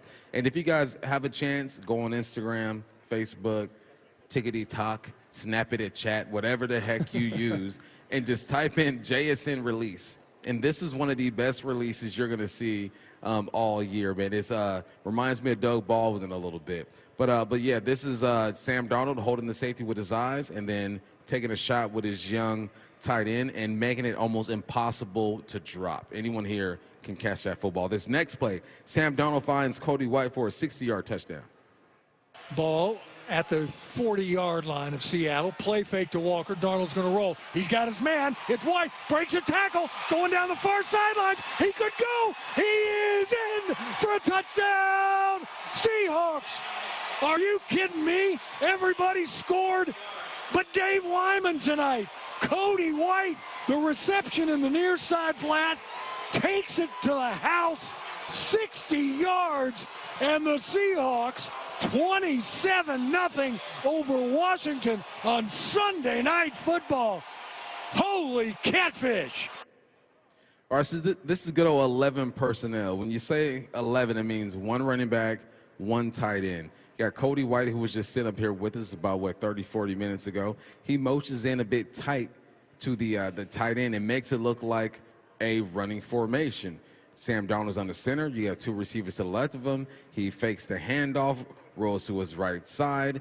B. Walt is going to break down the rest. Well, let me just preface it with this. This is why a play like this is exactly why I think the Seahawks running game is going to get going the second half of the season, because of plays like this. Because on this play, it's play action all day, every day. But look at how many guys on the Commanders' defense take 2 or 3 steps up and trying to stop this run. Right. And initially, and that is Cody White, the guy who is responsible for Cody White, man-to-man, reads it as run. And now, again, Cooper Kupp's talked about this a lot, and Cody White demonstrates this right here, how important it is for receivers to sell the block, to sell the run. Yeah. And this is what Cody White does. He gets in a tight formation, motions down, takes a couple inside steps like he's going to go dig out that corner or linebacker, whatever position that is. I can't really see the number. And then right when that defender bites, he goes. He's gone. And that's where speed kills, because they can't catch him. He has that head start on him. They're not going to be able to retreat, and he does, and Cody White runs a good route, corner, and then that safety's not going to tackle the big 6'3" receiver. And he's athletic as they come, and he goes all the way. So just another great play call, another great scheme. And, again, teams have to stop committing to stopping the run against the Seahawks at some point. Yeah. And it's plays like this that are going to make them do that. Lining up in the formation that they line up in, there's no way you're going to ignore the run and say, you know what, we're not worried about the running back in the backfield. We're not running back that at all. So, yes, love Cody White being patient, finding space. This corner route isn't as precise as Horton, but it's more like, I'm going to run the space. I kind of feel the timing of this. That's what we saw at Cody White right there. And then when you're, 6'2", 6'3", 215 pounds, safety's trying to get you. He didn't want no smoke. And like I told Cody when we were sitting here, that safety wanted nothing to do with this. All right, that was the film room. Make sure you guys get out to Bellevue Collection Dining District. So many great restaurants to choose from today. We had our pre-show meal at Duke's Seafood. I had the chicken nuggets. I mean the chicken tenders, all right, because I'm basic and I'm allergic to seafood. All right, my guys had the rockfish tacos, like I said, the chicken strips, fish and chips, everything, man. It was awesome. The staff will take care of you. One of our favorite places to go. We visit a lot of places here in the dining district. This is one of our favorites. So you guys make sure you check it out. When we come back, we will talk that talk. That's when B tells me I'm wrong. I tell him I'm right. We debate some topics, and maybe we agree. We'll find out. All that is next right here on Hawks Live. Hawks Live. Touchdown! presented by the Dining District at the Bellevue Collection. Thursday nights from 7 to 9 p.m. Live from Bellevue Square Center Court. Come on by and join hosts Michael Bumpus and Paul Moyer and a different Seahawks player every week. This should be fun. Hawks Live, Thursday nights from 7 to 9 p.m. Exclusively on the home of the Seahawks, Seattle Sports, on 710 and the Seattle Sports app. This might be the most surprising statistic I've shared in decades of doing local news. More than 75% of commuters will be involved in a car accident at some point. JP Pendergast of Pendergast Law with more. What makes it more surprising? The average person will be involved in 3 to 4 collisions in their lifetime. With accidents unbelievably prevalent, what are some safety tips if it happens to you? Safety first. Secondary collisions are not uncommon while awaiting help. Turn on those hazards and remain in a safe place. If a bystander witnessed the accident, capture their information and encourage them to remain at the scene. Seek medical attention immediately if needed, as delaying can be a costly mistake. Lastly, remember that statements made to police and insurance adjusters can affect your case. Collisions are more common than we'd like to think. If you find yourself in one, follow these helpful tips and then call my friends at Pendergast Law. If you or a loved one's injured in a car accident, call Pendergast Law. We can help. PendergastLaw.com. Nobody hooks you up like Popeyes. The Big Box is the reward that keeps on rewarding. Crack it open and you're greeted by 2 pieces of crispy signature chicken. Or if you want, 3 tenders, nestled in there with the 2 sides speaking to you most in this moment. You got that biscuit, and what are you waiting for? Dig right on in. That's feast mode activated, and you're in big box business for $6. Love that chicken from Popeyes. At participating U.S. restaurants, price may vary, tax extra. This is the story of the one. As a maintenance supervisor at a manufacturing facility, he knows keeping the line up and running is a top priority. That's why he chooses Grainger. Because when a drive belt gets damaged, Grainger makes it easy to find the exact specs for the replacement product he needs. And next day delivery helps ensure he'll have everything in place and running like clockwork. Call 1-800-GRAINGER, click Grainger.com, or just stop by. Grainger, for the ones who get it done. Do you need glasses or contacts and you're now at the age where you also need readers? K2 Vision RLE is the permanent solution to eliminate the need for all those. Hey, it's Doctors King and Kopstein from K2 Vision. Andy, for those nearing age 50 or so, refractive lens exchange can be a great alternative to LASIK. That's right, Joe. K2 Vision RLE is a terrific permanent solution for a lifetime of great vision. The older we get, we experience the dysfunction of our natural lens, which affects both distance vision and requires the use of reading glasses. Plus, after K2 Vision RLE, you will never develop a cataract. And like LASIK, K2 Vision RLE is quick and painless. The question is, which procedure is right for you? After replacing more than 100,000 failing lenses, we have the experience to tell you if it's your right time for RLE. Schedule your free Zoom consultation with us about K2 Vision RLE to get your eyes seeing young again, permanently. Go to K2VisionRLE.com, K2VisionRLE.com. 1-877 Cars for Kids. KARS Cards for Kids. 1-877 Cards for Kids. Donate your card today. 1-877 Cars for Kids. KARS Cars for Kids. 1-877 Cars for Kids. Donate your car today. Ready to get rid of that old car? Donate it to Cars for Kids. Call 1-877-CARS-FOR-KIDS to reach a friendly live agent. Donation's super easy, and your car can be picked up as soon as tomorrow. Call us now, 1-877-CARS-FOR-KIDS. That's Cars with a K to donate your car today. 1-877 Cars for Kids. Donate your car today. Did you know you can donate real estate too? Go to carsforkids.org. That's carsforkids.org. So my mother is thinking of switching from Verizon to Pure Talk, but she's worried the deal sounds too good to be true. Michael, she said, how can those Pure Talk people offer me the same basic service as Verizon for so much less money? I said, Ma, go ask Google how much Verizon spends on advertising and promotions. A few seconds later, my mother said, oh my goodness, $12 billion a year? That must be a typo. I'll tell you what I told my mom.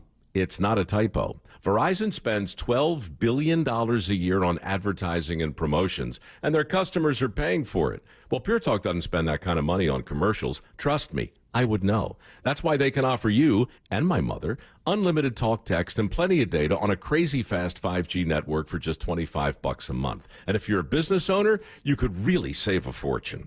Dial pound 250, say the words Mike Rowe, and you'll get an additional 50% off your first month. That's pound 250 Mike Rowe. Pure Talk. Everything you need and nothing you don't. The home of the Seahawks, Seattle Sports. Touchdown! Seahawks! Ken Walker III. Get everything Seahawks at seattlesports.com. It's time to talk that talk with Michael Bumpus and Paul Moyer on Hawks Live. This is Hawks Live. I'm Michael Bumpus with the Super Bowl champion, Brian Walters.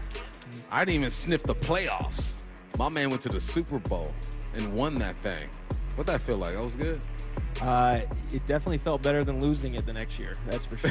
that one still hurts a little bit. And why is that the one we remember the most? You know, that's the tough part. Especially because you could have gone back to back. So it's like, you know, you're already a legend, but the legacy could have been even bigger. I think that's what it is. Yeah, looking back, you wish it were almost flipped. You almost wish you lost it the first year and then won it the next year. And it's like kind of the continuous progression. But, you know, can't always have our way, but definitely thankful Me for the personally, run, I'm like, sure. let's just win more than 4 games, you know? Tough stretch, huh? Hey, tough. Man. Dark ages. All right, let's talk that talk. All right, this is when we throw a topic out there. He agrees or disagree. I agree or disagree. And then you guys tell me that I'm right because I'm the elder statesman here. Okay? You don't talk back to your elders. All right, rule number 1. Happy birthday. Hey, thanks. All right, here we go. First one. The only thing that can hold this team back in 2025 is the run game.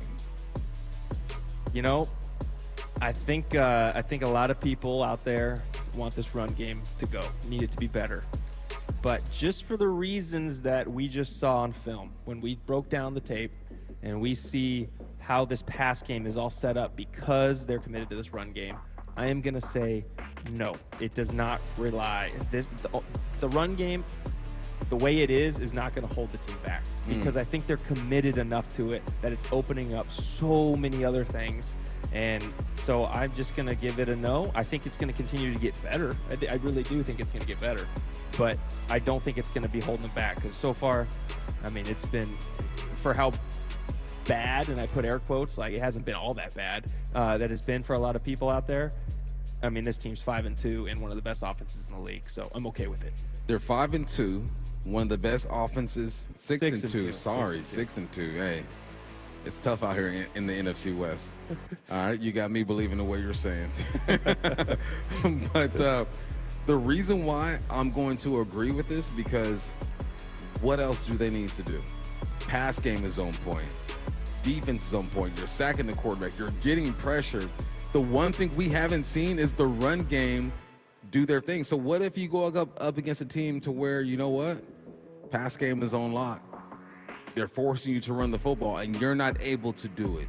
So I just need to see 1 or 2 games before it's all said and done to where K9 goes for $120, and we feel like if it's got to get grimy and dirty and you got to run up the A gap, the B gap, you can do that. Right now, that's the only thing I see this team not doing. So I'm going to say yeah.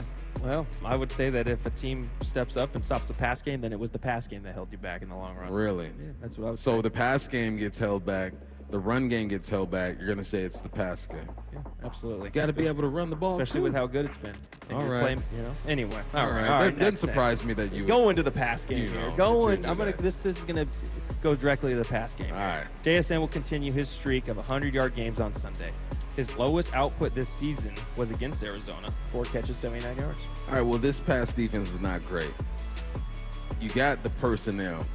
Buda Baker's back there. Thompson at the safety spot, other safety spot. Go Cougs. Will Johnson from Michigan. If he wasn't banged up, he would have been drafted a little higher than what he was. But I think that with Rashid Shaheed helping this team out with the threat of the run game, not an explosive run game at this point, but the threat of the run game is going to allow JSN to do what he's been doing. The first receiver in franchise history to have 4 straight 100-yard games, which still blows my mind. knowing that Steve Largent, DK Metcalf, Bobby Ingram, Nate Burles, and Doug Baldwin have all been on this squad. So you know what? It's going to happen this week. Yeah, I think I unfortunately have to agree with you, Bump. I don't want to agree with you, but I'm going to. And just the reason being, coming out of the bye week, you would have thought that teams would have been able to take JSN out of the game. Right. They would have been able to double team him like the Commanders did, but JSN still found a way. So now I'm just kind of teams can't do much more than what the Commanders tried to do there. You know, man-to-man, safety over the top all the time, and he still kind of made it happen. So you can't put 3 guys on him. You're not going to do that. Nah. Otherwise, that just leaves you too vulnerable. So, yeah, I'm going to say he's going to get it done, and a lot of that is scheme, and a lot of that is Rashid Shaheed. Let's go. Taking the top off the defense, and JSN able to sneak a crosser in there. It's going to be a thing of beauty to watch. All right. Yep. Is it me or is it you? It's you. Ah. All right, it is me. All right. When healthy, Kyler Murray will be the starting quarterback for the Arizona Cardinals for years and years to come. He's already, what, 6'7"? Years in the game. Hey, you know what we do as old folks? French, who's a young guy, we make it cringy for y'all so y'all don't ever do that nonsense again, okay? 6-7 years. How about that? I see what you did there. You see? Nicely done. Yeah. Well, really good. But make the young folks hate it. This is a simple one for me. No, he will not be. I don't even think he's going to start again this year. I think they're going to try to keep him healthy. I think he's not as valuable to him if he comes back out, gets hurt, performs poorly. And they're going to try to trade him, save $40 million in the offseason, and move on. Use their first-round pick next year on probably a new quarterback. This will be the last we have seen of Kyler Murray in this year. This year in a Cardinals uniform. If the question was next year, then I might be able to buy into it. But because the question is for years and years to come, no, I think it's a wrap. You know what I finally bought into, which I hate, because I had offers out of high school to be a quarterback in college, and I didn't want to do it because I didn't want the responsibility. I'm like, nah, I'm good. But smaller quarterbacks is just so hard, man. You're looking at Jacoby Brissett, the way he hits the middle of the field. He's standing tall in the pocket. He's hitting darts. And Kyler Murray just cannot do that. And I'm finally buying into it. I think Russell Wilson made me not buy into it because he would hit the middle of the field like 40 yards down the field. But we're talking about that 10 to 15-yard pass, that intermediate pass. After film study, Kyler Murray just cannot see it. And I think that they're going to move on because if they're willing to put a Jacoby Brissett in front of him, and even when Kyler Murray's healthy, I think they're still going to go with Jacoby Brissett. Yeah, man, it's a wrap for Kyler. You know what also makes it tough that I don't think you talk about enough, or people don't talk about enough? As a receiver, when you're 10 yards over the middle, the quarterback you can't see, how much more difficult it is to get a beat on that ball. Facts. And, you know, your reaction time is cut by that much to be able to, you know, turn, you know, catch it away from you. If it's not the perfect pass, your reaction time gets cut down by that much, and it's tougher to see because that ball comes out of the helmets of the offensive line, defensive line, as opposed to over the top where you can see the release. So there's something to that as well. That's a great point. As soon as you said that, I just saw myself going across the middle, catching the eyes of the quarterback and knowing that he's going to throw the ball my way. I could not imagine just seeing that thing over the top, just being released. So, yeah, I think we agree on that one, too. All right, what we got? Should we go to this last one here? Last one, let's hear it. All right. I don't know if I like this one, but I do. All right, here we go. Any chance Sunday could be a trap game for the Seahawks? Divisional game should never be a trap game. It should never be a trap game because you know that when it comes down to the end of the season, no matter what your record is, you have to win your division. That's going to be your tiebreaker. That's going to determine a lot. I don't think it's a trap game. I also believe that the Arizona Cardinals are better than what their record says. Would you say they lost, 5 games, 13 points combined? They lost barely to the Green Bay Packers, barely to the 49ers by 1 point, I believe. This ain't a bad football team. So, no, I don't think it's a trap game. I think it's a divisional game against an opponent that is capable of beating you. You know who this is a trap game for? Who that? The fans. For me. Yes. For you. Everyone who cannot wait to see the matchup against the Rams in 2 weeks. Yep. That's who this is a trap game for. Now, to everyone in that building, to the players, to the coaches, this is what you just said. It's a divisional game. It is a must-win game. You can't lose your division. It's almost like losing 2 games when you do lose a divisional game because what cost the Seahawks last year in the play to make the playoffs? the 5th tiebreaker to the Rams. Well, guess what? Divisional record is one of those tiebreakers. So this is where you make the playoffs, by winning divisional games. So it is not a trap game for the Seahawks. To me, to you, to the fans, it's probably a trap game. We're all looking forward to the Rams matchup. Yeah, don't look forward. What did they say? Be where your feet are? Be where your feet are. There you go. Be here. All right, man. We agreed too much, but it's all right. We're both logical human beings, so I think that happens sometimes. All right, when we come back, it's time for the show recap, final thoughts, keys to victory. That is next right here on Hawks Live. That was a dominant victory yesterday. Yeah. Just phenomenal. Brock and Salk. About as good a masterpiece on national television as you can ever watch. Morning 6 to 10. I have no more ceiling on what this team is capable of. You play your game. You play your style. That game, that style, it travels. It's dominant. And I don't see somebody you can't play with when I watch the NFL this year. Brock and Salk. Morning 6 to 10. Only on Seattle Sports. Your new home is now ready. D.R. Horton, America's builder, has new homes that are ready today. With new construction communities throughout the Puget Sound and Central Washington areas and more coming, D.R. Horton has the right home for you. At D.R. Horton, we're still building with more construction, more communities, and more homes available every day. Find your new home, now ready at drhorton.com. That's drhorton.com. D.R. Horton, America's builder, an equal housing opportunity builder. Guys, want long-term health you can count on? It starts with knowing your numbers. Right now, Revive Men's Health Washington is offering a comprehensive wellness panel, a $400 value for just $99. It checks your testosterone, blood sugar, cholesterol, kidney, liver, thyroid, and heart health. Take control of your health today and stay strong for the long haul. Offer ends November 30th. Call 206-529-1111. That's 206-529-1111. Or visit ReviveMen'sHealth.com today. Must medically qualify. Terms apply. Contact us for full offer details. Get in the zone, AutoZone. A blown left headlight is making Erica's drive to her son's soccer game darker and darker.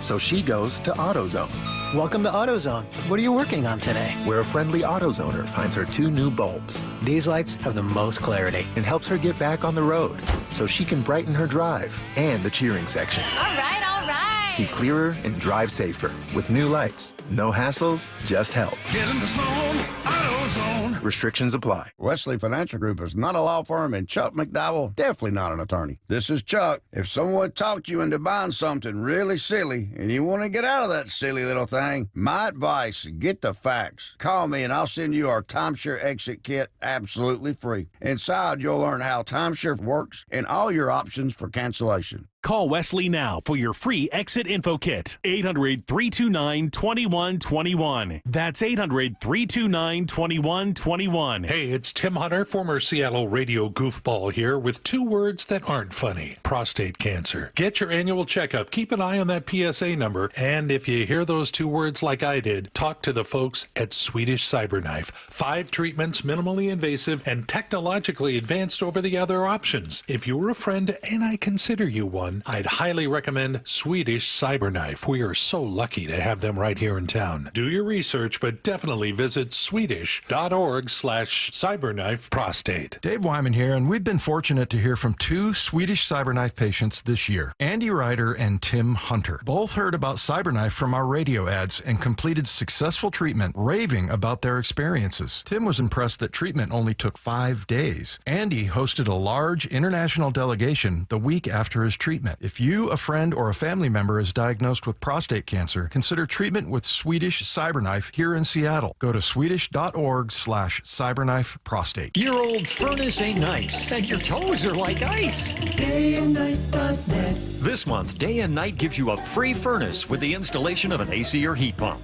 If you're not sure your furnace will make it through another winter, call us to install a proper, long-lasting, efficient heating system backed by our lifetime workmanship guarantee, so you won't be left out in the cold. Install an AC or heat pump and get a free furnace from Day and Night Plumbing, Heating, Cooling, and Electric. DayandNight.net.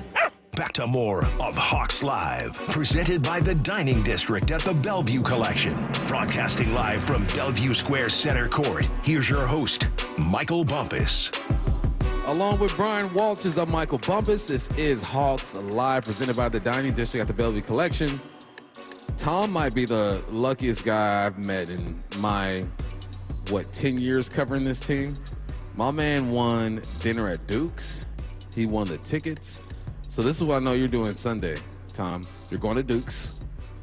All right, then you're going to Uber, because I don't want you drinking too much and trying to drive, all right? Then you're going to Uber to the game and watch the game. You got a nice weekend set up for you, Tom.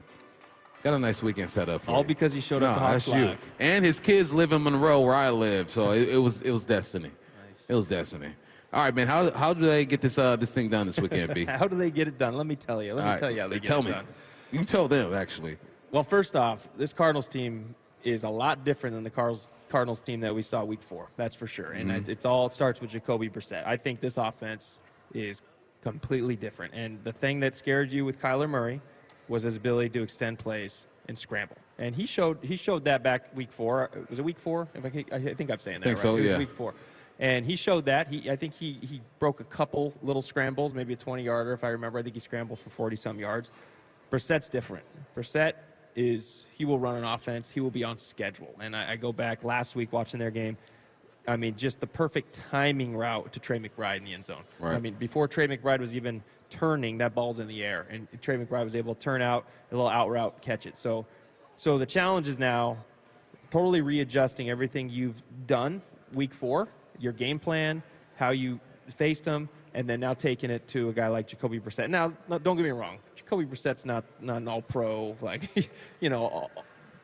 whatever it is. He's not Pro Bowler, but he has the way he has fit in this offense so far is just such a better fit, I think, than what Kyler Murray's been. And it's getting your playmakers involved, getting Trey McBride involved, getting Marvin Harrison involved, and getting the ball out, getting the ball to your playmaker. So that's a challenge. And so where do the Seahawks win it? Well, you got to stop him. You got to defend the stars. Trey McBride is going to be the biggest issue, I believe, that the Cardinals will bring to the Seahawks. So I went back and looked at tight ends, how the tight ends have I feel like the Seahawks defense has shut down offenses for the most part. You take maybe the Bucs game away, right? But for the most part, I feel like you look back and go, man, tight ends have kind of been a little bit of an issue. And I looked through the stats. When passing to a tight end, teams have had 106.5 passer rating against the Seahawks. Goodness. Yeah, and 1 interception. That's Otten 3 touchdowns. Who blew that thing up. They're 53 for 68, 78% completion percentage, 2 tight ends. So you look at Trey McBride, you look at a new quarterback that's coming in who wants to give the ball to Trey McBride. I think that's where you're going to win or lose this game, is how can you shut those two down. Nick and Minwari might be the big matchup that we have now. We didn't have him the first week against Trey McBride, but this is why you drafted a guy like Nick Minwari who can run with Trey McBride and size up to Trey McBride. You know what I appreciate about you? You almost watch as much film as me. And I can tell you put in that work, man. You always hit us with an angle that that one of us aren't really looking at, right? Between me, you, Paul, and Big Ray, all you guys bring something special to the table. I appreciate that. Let me just give credit where credit's due real quick. I did go through the stats, but I did not calculate the passer rating. That was ChatGPT. Hey, that's using technology. That was it. You type the stats, give me the passer rating, there it is. You did a great job. You asked me the last time I tried to divide something. Exactly. My phone see does this formula that. Cranked out. Whoa, this is crazy. Math. Who invented this? I don't do that. Yeah, what are you talking about? No, but I think they get this done if they're able to sack the quarterback, which is something they've been able to do. Brissett has been sacked 13 times the last 3 games. Yep. All right, he's liable. And I talked about the center, who I won't say his name for the Cardinals because I will jack it up, as Zach Gershman pointed out when we interviewed him. But if they can get pressure, man, those guards are not very good. So Leo, Jay Reed, Murphy, you guys have yourself a day and get this thing done. Hey, for all my people here, our people, thanks for hanging out with us on a Thursday. We appreciate you guys. All right, special thanks to Connor O'Toole, Cody White, Zach Gershman for joining the show. Our board operator is Ian Douglas. On-site engineers, the lovely Brennan Rogers. Promotions manager, Jessica Kelly. Production assistant is Hudson French. And our executive producer is Nasser Chobe. The Seahawks pregame show is live this Sunday starting at 10 a.m. Until next time, this has been Hawks Live. Thanks for listening to Hawks Live, presented by the Dining District at the Bellevue Collection. Live from Bellevue Square Center Court, Thursday nights from 7 to 9 p.m. exclusively on the home of the Seahawks, Seattle Sports, on 710 and the Seattle Sports app. Bump and Stacy, weekdays 10 to 2. You and I got into a debate. They needed to make a statement. You were like, they're a good team that's kind of flown under the radar, but I think they like that. To me, I use the word like signature win. I guess you can't make a statement, but I like signature. I like that because signature win is like, all right, be the team you're supposed to beat, like dominate this game. We want to feel like this game is over by halftime, and that's what they did. Only on Seattle Sports, on 710, Seattle Sports on YouTube, and the Seattle Sports app. Stacey Rost here from Seattle Sports. Ladies and gentlemen, this is for you too. Stubborn fat is really hard to get rid of. And then there's all those gimmicky lasers, fat freezing methods, prescriptions. But imagine a simple solution that takes just one day and provides immediate, noticeable results. Introducing ProSculpt. ProSculpt uses air-assisted technology that's safe and gentle, yet powerful, delivering instant fat-reducing and skin-tightening results. Performed by board-certified plastic surgeons while fully awake, ProSculpt contours your body with minimal downtime. It's designed to target problem areas: waistline, face, neck, arms, thighs. ProSculpt gently removes unwanted fat and tightens loose skin with FDA-cleared plasma technology, all in a simple, guaranteed one-day procedure. ProSculpt is one and done. For your free consultation and $250 off, visit ProSculpt.com for powerful permanent fat removal and skin tightening that works for ladies and you men. It's ProSculpt.com. $5,000. That's the average amount of money people in the U.S. are now spending on gas in a year. $5,000. That's crazy. If you drive, you have to download Upside, the free app that gives you cash back every time you get gas. That's right. You can earn real cash back with Upside just by buying the gas you're already buying. You can literally start earning cash back today. I use Upside every time I fill up, and I've already made around $200-$300. You're putting gas in your car anyway. Why not get real cash back? If you like free money, download Upside. I'm saving the cash I earn from using Upside to help pay for a vacation later this year. Download the free Upside app now to earn cash back every time you buy gas. Use promo code POWER to get an extra 25 cents per gallon on your first tank. You can cash out anytime right to your bank, PayPal, or a gift card for Amazon and other brands. Just download the free Upside app and use promo code POWER for a 25 cents per gallon bonus on your first tank. That's code POWER for a 25 cents per gallon bonus. Lowe's knows pros want more. Join My Lowe's Pro Rewards for free to get $20 off your first qualifying purchase of $100 or more just for signing up. Plus, enjoy free standard shipping and more ways to save on your next job. Lowe's, we help, you save. Offer valid for new members only. Not valid with any other discount. Free standard shipping not available in Alaska and Hawaii. Exclusions and more terms apply. Loyalty program subject to terms and conditions. Visit Lowe's.com/pro-loyalty for details. Subject to change. I've always wanted to learn French, but the app I tried didn't help. If you want to memorize words in another language, there's an app for that. But if you want to really learn another language, there's Babbel. Babbel was designed by over 200 language learning experts to be the most effective way to learn another language. With other language learning apps, I was just playing games. I wasn't really learning. Babbel's different. Every time I open the app, I can choose to work on my writing, speaking, or listening. And it saves my mistakes for me to review, so I'm constantly improving. Babbel feels like it was created intentionally by people who really know what you need to learn another language. Before Babbel, I thought I just wasn't good with languages. But now I'm speaking French. Tout ça, c'est grâce à Babbel. Want to really learn another language? Save up to 50% on your Babbel subscription when you sign up at Babbel.com. That's Babbel.com to save up to 50%. Babbel.com. Let's go! This is Seattle Sports. Streaming through the Seattle Sports app. KIRO AM Seattle. KIRO FM HD2 Tacoma. Home of the Seahawks, Mariners, and everything Seattle sports. 1-877 Cards for Kids. KARS Cards for Kids. 1-877 Cards for Kids. Donate your card today. 1-8. This is Sports Center. I'm Q Myers. Thursday Night Football kicking off Week 10 between the Raiders and the Broncos is officially in the books. Denver gets the 10-7 victory over the Raiders. Bo Nix for Denver, 16 for 28, 150 yards, had a touchdown, but threw 2 interceptions. J.K. Dobbins got it done on the ground, 18 carries, 77 yards.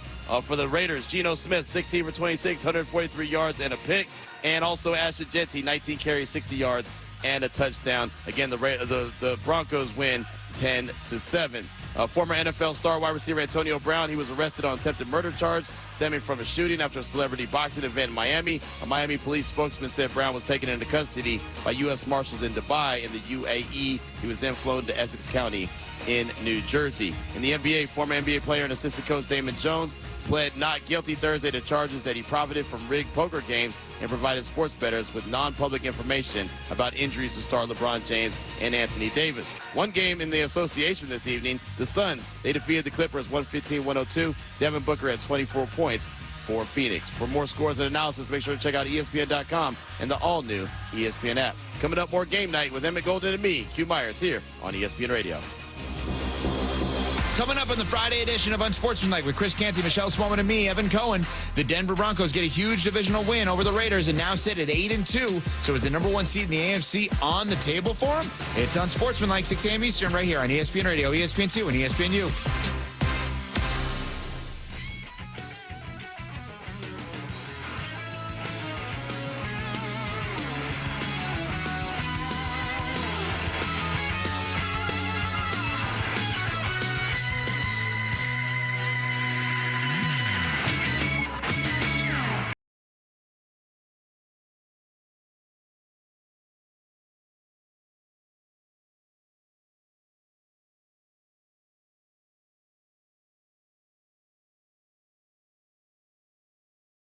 ESPN Radio. Nix drops to his knee, and that's it. A 4th down and 1 touchdown pass to Trey Tucker. Dante Thornton called for an offensive pass interference that negated a 37-yard touchdown. Dante Thornton, right before halftime, dropped a beautiful 45-yard pass down the sideline that was dropped in beautifully. And then here in the second half, Raiders less than 70 yards of offense. Geno Smith hobbling around. If you wanted more evidence,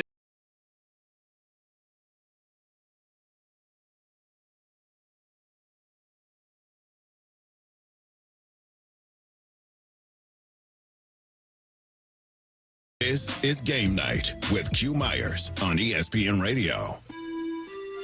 Alongside my guy Emmett Golden, I am Q Myers. It's Game Night here on ESPN Radio, the all-new ESPN app, SiriusXM Channel 80, and tune in. We are presented by Progressive Insurance, reacting to Thursday Night Football that saw the Denver Broncos improve their overall record to 8-2, while the Raiders dropped to 2-7 with a 10-7 victory over the Raiders. So Denver got away with the victory. They didn't play well offensively. They made a bunch of mistakes. They had 11 penalties.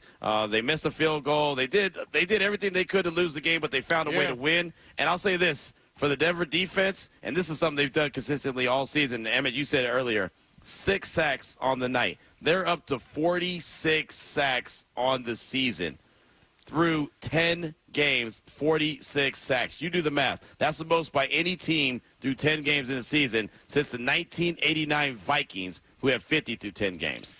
Yeah, I think teams should probably start playing with 7 offensive linemen when they play against the Broncos, because they're tough to stop, man. They get after the quarterback, and that is their superpower. You know, that's what's going to keep them going and have them in every game. Look, they played a bad team tonight, and you cannot play your best and beat bad teams. But if this was a better opponent, then I'm sure they lose this game. Yeah, it feels like it. And they've had those, right, throughout the course of the year. They've won some games, and you look at it like, wait, hold on, how did they win that? I mean, just 10-7 this evening, right? Last week, 18-15. Versus the Texans. They beat the Cowboys pretty easily, but against the Giants, 33-32. I mean, right? the Jets 13-11, right? I mean, that's crazy. That's what I'm saying. So it's not like it's been impressive, but what has been impressive is the W next to their name.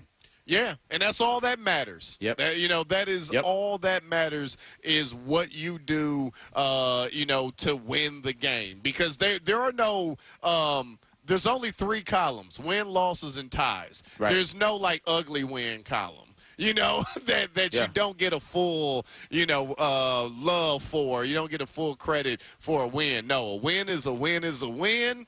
And, hey, they survived, and now, they got some time before they play their next game. But they're sitting at the top of the AFC West right now. That's the biggest key right there, and that's the big question, right? Every single year when the season starts, everyone who covers the AFC West, I'm one of them, says, all right, it's the Chiefs' division to lose, right? Yep. Because they always do, and they've won it for so many years in a row. Now Denver's on top of the division. They're sitting there at 8-2, followed by the Chargers at 6-3. The Chiefs are there at 5-4, and then the Raiders are pulling up the rear at 2-7. But it's all about the top of the division. Mm-hmm. And for the first time in a long time, you see Kansas City not in first, not even in second, but in third place at 5-4. Here's Albert Breer, Monday Morning Quarterback, part of Amber and Ian. He was a guest there talking about the Broncos and the Chiefs and the AFC West. The Chiefs have already been through a lot. Like, if you added up, Rashee Rice was down for 6 games. Josh Simmons has been out. Xavier Worthy went down. And so they've already dealt with having a lot of moving parts and made it out the other side on that. So I think you treat the Chiefs as you would have treated the Patriots for 20 years, which is with the assumption that they're going to be there at the end. And I expect the Broncos to be there right there with them. It's a really balanced Broncos roster all the way around. And I know coming into the year, they felt like they were a very real Super Bowl contender. They're not the most spectacular team to watch, but if you pay attention, they're very sound. They're very physical. It's a very, I'd say, like Parcelsian type of Sean Payton team. Yeah, and I think the AFC West will come down to probably the last week or 2 weeks of the season, because although the Chiefs are in third, they're 2 games behind the Broncos in the loss column, and I feel like they're getting it together. Mm-hmm. I feel like you're about to see them put some wins together. The Chargers, another team that, is playing well. They've got some injuries that they're dealing with now, especially on that offensive line. So I don't know about them, but it's a 3-team race, and you want to be the team at the top, and the Broncos have done enough to be that right now. We are going to learn a lot about this team that we saw tonight on Thursday Night Football, and we're going to learn a lot about the Chiefs on November 16th. That's the next time that the Denver Broncos will take the field. They're taking on the Chiefs, right? That's going to be their next game. That'll be the Chiefs' next game. The Chiefs are on their bye this week as well, so both teams are going to be fully healthy going into this game. Right, and that game is actually going to be on select ESPN radio stations. Thank you, Sister Sledge, for that. That's going to be, if you want to learn about the AFC West, that's the one that you pay attention to. Mm-hmm. Look, at the beginning of the season, the Chargers got out like gangbusters. Oh, right? yeah. They won the first 3 games. They were all against AFC West opponents. Everyone's like, oh, it's over, right? Jim Harbaugh's got it. It's like double. It's like having a double lead on everyone in the division. Now, all of a sudden, injuries have kicked in. They've lost Joe Alt for the season. They lost Rashawn Slater before the season got started. Like, there's so much that's going wrong right now with the Chargers. Yeah. They're just trying to hang on. But these 2 teams are the ones to focus in on. Again, November 16th, the Chiefs and the Broncos. That's one that you need to pay attention to.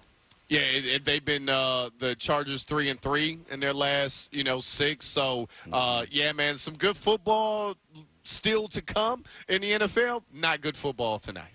No, not at all. But, again, more importantly for the Broncos, they did find a way to win. And they stay atop the AFC West, and they feel good about themselves, where the Raiders, they dropped to 2-7. Pete Carroll's still looking for answers, right? I mean, he's the guy who took the job in Vegas and said, hey, we're going to win a lot of games. That's all I know. He also said that, this is taking longer than he expected. So, and it's funny, Kirk Morrison, who actually does the color commentary for the Raiders, said to me that he kind of compares this to like a contractor. He said, I don't know if you've ever had contractor work in your house, but all contractors say, yeah, I've been doing this for a long time. I could do this job. No problem. I got this. And then they start to peel back a little bit of the drywall. Then they start to see like, oh, well, actually, this pipe is leaking here. Oh, well, actually, you got some asbestos over here. Oh, actually, that's kind of old and molded over there. Well, actually, this is going to, and then all of a sudden, it's going to cost more. It's going to cost more, and it's a time. much bigger project, a lot more than they expected to have to take on. He said that that's how he felt Pete Carroll was, where he got there, looked at the organization, said, oh, I got this. I've been there, done that. And then when he got behind the drywall, realized, oh, all right, that's a problem. Yeah. Oh, that's a problem. Oh. But that's the problem. Do you think Pete has enough time, though, to fix everything? You know, he's an older gentleman. He's been in the NFL for a long, long time. Does he have the patience and time to change everything? I don't think it's about him having the patience, to be honest with you. Okay. I wonder if the organization has the patience with him. Mm-hmm. Yeah. And that's really that's a death nail if they don't. Because as you know, there's been a lot of head coaches that have gone through these doors over here in Las Vegas, right? Even since I've been here. And I've only been in town since 2021. But since then, they've had Gruden, Bisaccia, McDaniels, Pierce, and now Carroll. That's 5 coaches since 2021. You do the math. The math don't math. Yeah, it's a different coach every year, right. essentially. Right. Yeah. The Steelers have had 3 coaches, right? Mm-hmm. The Raiders have had 19 coaches in 38 years. The 38 years that the Steelers have had basically 3 coaches, the Raiders have had 19. That's a coach every other year. Mm-hmm. You're not going to win games like that. No. You know, sometimes, and I know consistency for consistency's sake isn't always the best thing. Sometimes it is, right? Sometimes you're like, hey, how about we give a guy 4 years, right? Like to see what they could really do, or 3. Maybe, even if you don't want to wait around forever. But there's so much pressure in the NFL to get things done right now. We're in a microwave society, too. Yeah. Nobody has patience for anything. It's tough to not give in to the pressure from the fan base. Yeah, I mean, but if you listen to the fans, you're going to be a fan. You're going to be sitting in the stands with the fans. But, in your ownership, I guess you can do that. So, the patience runs thin with them as well. So the Broncos get the victory 10-7. They improve to 8-2. He's Emmett Golden. I'm Q Myers. This came down on ESPN Radio. We are presented by Progressive Insurance. See why over 43 million drivers trust Progressive to stay protected on the road. See for yourself at Progressive.com. Coming up next, we'll hear from the Broncos quarterback Bo Nix on the winning performance from the Denver Broncos. That's next here on Game Night on ESPN Radio and the all-new ESPN app. Football Sunday on ESPN Radio. It's an NFC West showdown. Darnold looks like he wants to go for the end zone. It is caught for the touchdown. The Arizona Cardinals head to Seattle to face Sam Darnold and the Seahawks, who are fighting for the top of the NFC. Coverage begins Sunday at 4 Eastern on ESPN Radio. Individuals and businesses with tax problems, listen carefully. Do you feel like you're losing control of your finances? If you owe over $10,000 in back taxes or have unfiled tax returns, we can help you take back control. The IRS is the largest and most aggressive collection agency in the world, and they can seize your bank accounts, garnish your paycheck, close your business, and file criminal charges. Take control of your tax problem now by calling the experts at U.S. Tax Shield and take advantage of the Fresh Start program and new laws that may allow us to negotiate a settlement for the lowest amount possible. Our team of tax attorneys and enrolled agents can stop collections and get you protected so you can take control of your financial future. U.S. Tax Shield offers a price protection guaranteed quote to get you protected today. U.S. Tax Shield is A+ rated with the Better Business Bureau, so call now. 800-687-5192. That's 800-687-5192. U.S. Tax Shield. 800-687-5192.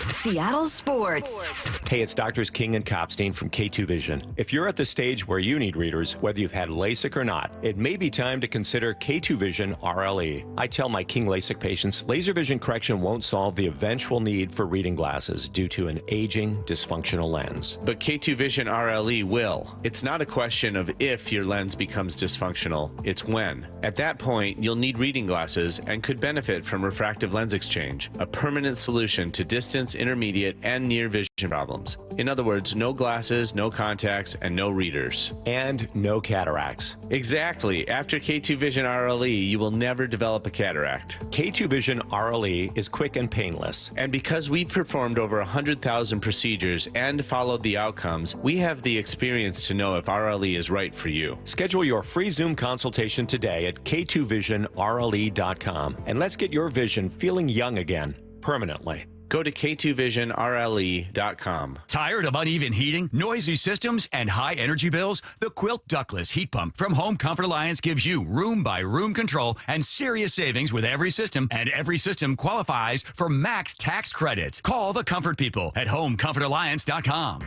This is the story of the one. As a custodial supervisor at a high school, he knows that during cold and flu season, germs spread fast. It's why he partners with Grainger to stay fully stocked on the products and supplies he needs, from tissues to disinfectants to floor scrubbers. All so that he can help students, staff, and teachers stay healthy and focused. Call 1-800-GRAINGER, click Grainger.com, or just stop by. Grainger, for the ones who get it done. With football season comes colder weather, so if you need new windows and doors, don't drop the ball. Steve Rabel here with Keith Dashafi from locally owned Pella Windows and Doors of Western Washington. So Keith, what's your next big play? Well, Steve, right now get 40% off qualifying installs or no payments and no interest for 12 months on approved credit. Schedule a free consultation with Pella Windows and Doors of Western Washington. Go to PellaPNW.com. That's PellaPNW.com.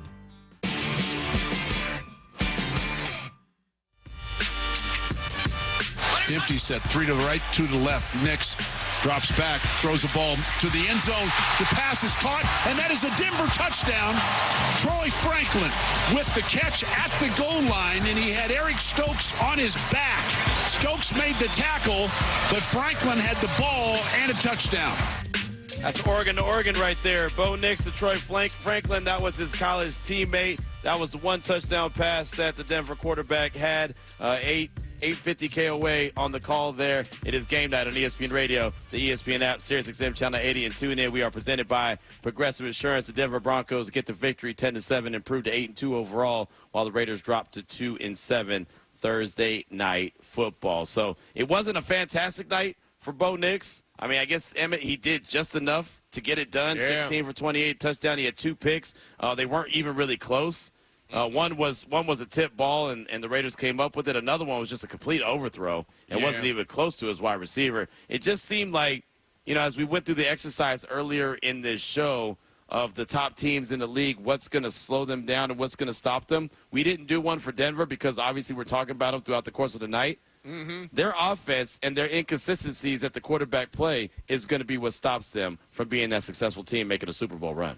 Yeah, because you're not going to run when you get to the playoffs into teams that you could hold to 7 points. Right. Like, those teams aren't in the playoffs. The teams that are in the playoffs, even against a good defense, are still going to get to 20, 24, type of points, even against a good defense. So that I agree with you. The inconsistency on offense will be the reason that the Broncos don't win a Super Bowl. Think about this. If you told me before the game started, this is what the Raiders are going to do. They're going to throw an interception. They're going to have a punt blocked in their own territory. They're going to miss a field goal. They're going to get sacked 6 times, and they're going to have 70 yards of offense in the second half. What kind of score would this be? Oh, you say it's a blowout. It's 40-3. Right. Yeah. Right. Not it was a ball game to the very last moment. Right. Not exactly. No, you wouldn't have said, "Oh, Q, I think this is going to be a 10-7 victory." Right. Never. No. It would have been a blowout, but instead, 3-touchdown victory. It was a 10-7 victory. Yeah. They missed a field goal. They threw 2 interceptions. They had multiple penalties, 11 of them. 11 accepted. The Raiders had 11. There's 22 accepted penalties. Like, that's a recipe for disaster. But if you're the Broncos, you say, hey, it was bad. We didn't play well offensively, but we found a way to get it done. Let's clear that and focus on what we got coming up. Our next game will be against the Kansas City Chiefs. So Bo Nix, regardless of how good or not or good he wasn't on the night, still got the dub. He steps to the podium and talks. Let's go back to Denver and hear from the quarterback. Obviously, the win is good, but the offense needs to do better. Maybe you could expand on that. Yeah, we got to do better. At some point, 10 points ain't going to be enough. We got to score more. Bo, the ability to earn these wins kind of in different ways. I think I asked you this last week, but just what does it tell you about when you are able to start clicking a little more on offense about what the potential can be here? Well, we just have a tough and resilient football team. We find ways to win. Usually right now it's the defense leading the charge. They just continue to get us the ball back. A bunch of sacks tonight. A few that were in field goal range that knocked them out. And you'll win a lot of games with the defense playing like that. And then tonight we had a little spark with some special teams plays. And then, we just, at some point, we got to start moving the football and scoring points. Yeah, Bo, Sean said that the Raiders did some things that you hadn't seen before. He gave a lot of credit to them for your offensive struggles. Anything in particular that they were doing? Well, I thought they were a good defense. I thought their schedule is definitely not a good representation of probably how good they are. I think they've probably had some unlucky breaks, but they were solid on defense. They have a good front. They're able to get pressure. They did some different looks tonight as far as getting pressure on us, but it's just tough. At the beginning they were keeping us off balance, and then in the second half felt like we were moving the ball a little bit, but just never could break through. But it's tough against a good defense like that. But what's the balance of the frustration of not being as productive as you want versus knowing that it's, I guess, correctable or achievable and still out there with obviously a lot of football still left? I think you guys stay level-headed. You got to understand that it is the NFL, and 7 wins in a row is hard to come by. So you're doing something right, but at the same time, you're also doing something wrong because there's plenty left on the table, I think. And between penalties and just some sluggish football, we're just not playing very good. And it starts with me. I got to be better, and then the rest of the guys will follow along. But we got to find some juice somewhere. We got to find something, and especially against a good defense like that, there's plays to be had. We just got to find them. Bo, on your right, on your defense had a lot of sacks. Say 45 sacks is the most since 1990 through 10 games. What that pass rush specifically, getting after the quarterback, and then specifically with that Hufanga sack, it looked like that really kind of flipped the momentum. Yeah, those guys get after the passer. Those guys do a good job of rushing.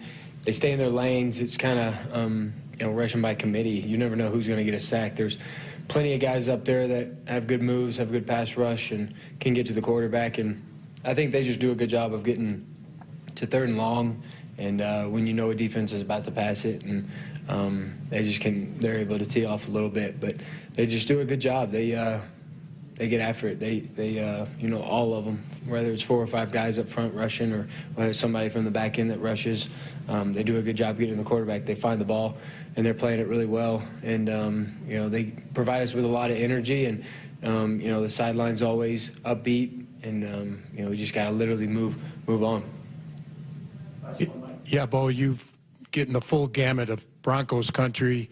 The fans here are great often, but you also found out tonight it can be a tough crowd, too. What'd you think about some of their reaction, the boos and that kind of thing? Well, I've been booed before, and I'll be booed again, so not going to be the last time. It's obviously unfortunate. You don't want your own fans booing you, but, it's part of it. Yeah, I mean, that's you. Hey, you want to be a pro athlete? Yeah. You might.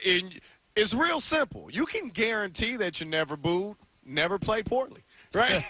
That might not be realistic, but hey, fans are gonna boo, especially when they saw the type of football they saw tonight. And I thought Bo Nix had a great attitude towards that.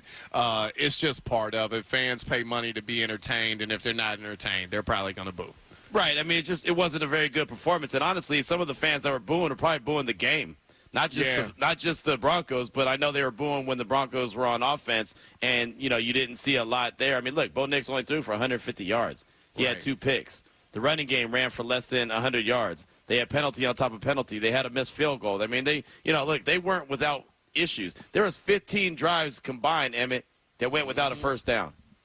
Wow, that's wild. That's like old school Alabama, LSU, SEC football back in the Nick Saban and the Mad Hatter days, right? Yeah, I mean, when it was like 3-0. That's before the 4-word pass, right? Right. That's 3 yards in a cloud of dust right there.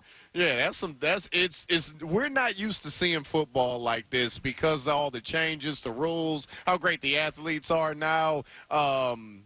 This was not clean at all. No, and so it's something that for Denver, who's sitting there at 8-2, and they have the playoffs right in front of them. They have Super Bowl aspirations. They are the team with the best record in the league. The other 2 teams have a 7-2 record right now, haven't played yet in Week 10, being the Indianapolis Colts and also the New England Patriots.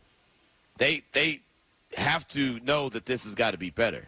If they're going to make that deep run that they're hoping for, that what they did tonight can't happen. And you give the Raiders credit for making life difficult, making, their defense was tough. They made plays. They came up with a couple interceptions, right? Their special teams pinned the Broncos deep in their own territory multiple times. Matter of fact, I think the biggest mistake the Raiders made was going for it on fourth down at midfield. Yep, because that is when the Broncos scored their touchdown. They decided it was 4th and 5, and this was a night where kicking field goals weren't a good idea because of how windy it was, and all they had to do was punt because they already had 2 previous punts. They had the Broncos backed up to the 1-yard line. Now imagine when you're backed up against the 1-yard line, anything could happen. A fumble, snap, a safety, holding, anything. Grounding, anything in the end zone. And Pete Carroll decided to be aggressive, and that was the difference in the game. And normally I'm a guy that says be aggressive, be aggressive, be aggressive. Right. Like it's fourth down. I know what the analytics say, right? Go for it, this, that, and the other. But in that instance, and that's why it's so hard to be a coach. Right. In that instance, you hear all these people talking about you need to go for it, go for it. They should have played the field position game. Right. Because ultimately on 4th and 5, they get sacked. You all of a sudden got Uncle Mo on the Broncos side. They go down and score a touchdown. If you see the score, 10-7, they didn't score many touchdowns on the night. Geno Smith, he got banged up. We'll hear from him next on ESPN Radio and the ESPN app, SiriusXM, Channel 80, and TuneIn. He got the quad injury on the night. I forgot to tell you that. So that's going to be next with Geno Smith here on Game Night. Coming up on the Friday edition of Unsportsmanlike with Evan Cohen, Michelle Smallman, and me, Chris Canty. I'll tell you why a huge performance against the Bucs will put Drake May in the driver's seat for MVP. It's Unsportsmanlike, 6 a.m. Eastern, right here on ESPN Radio, ESPN2, and ESPNU.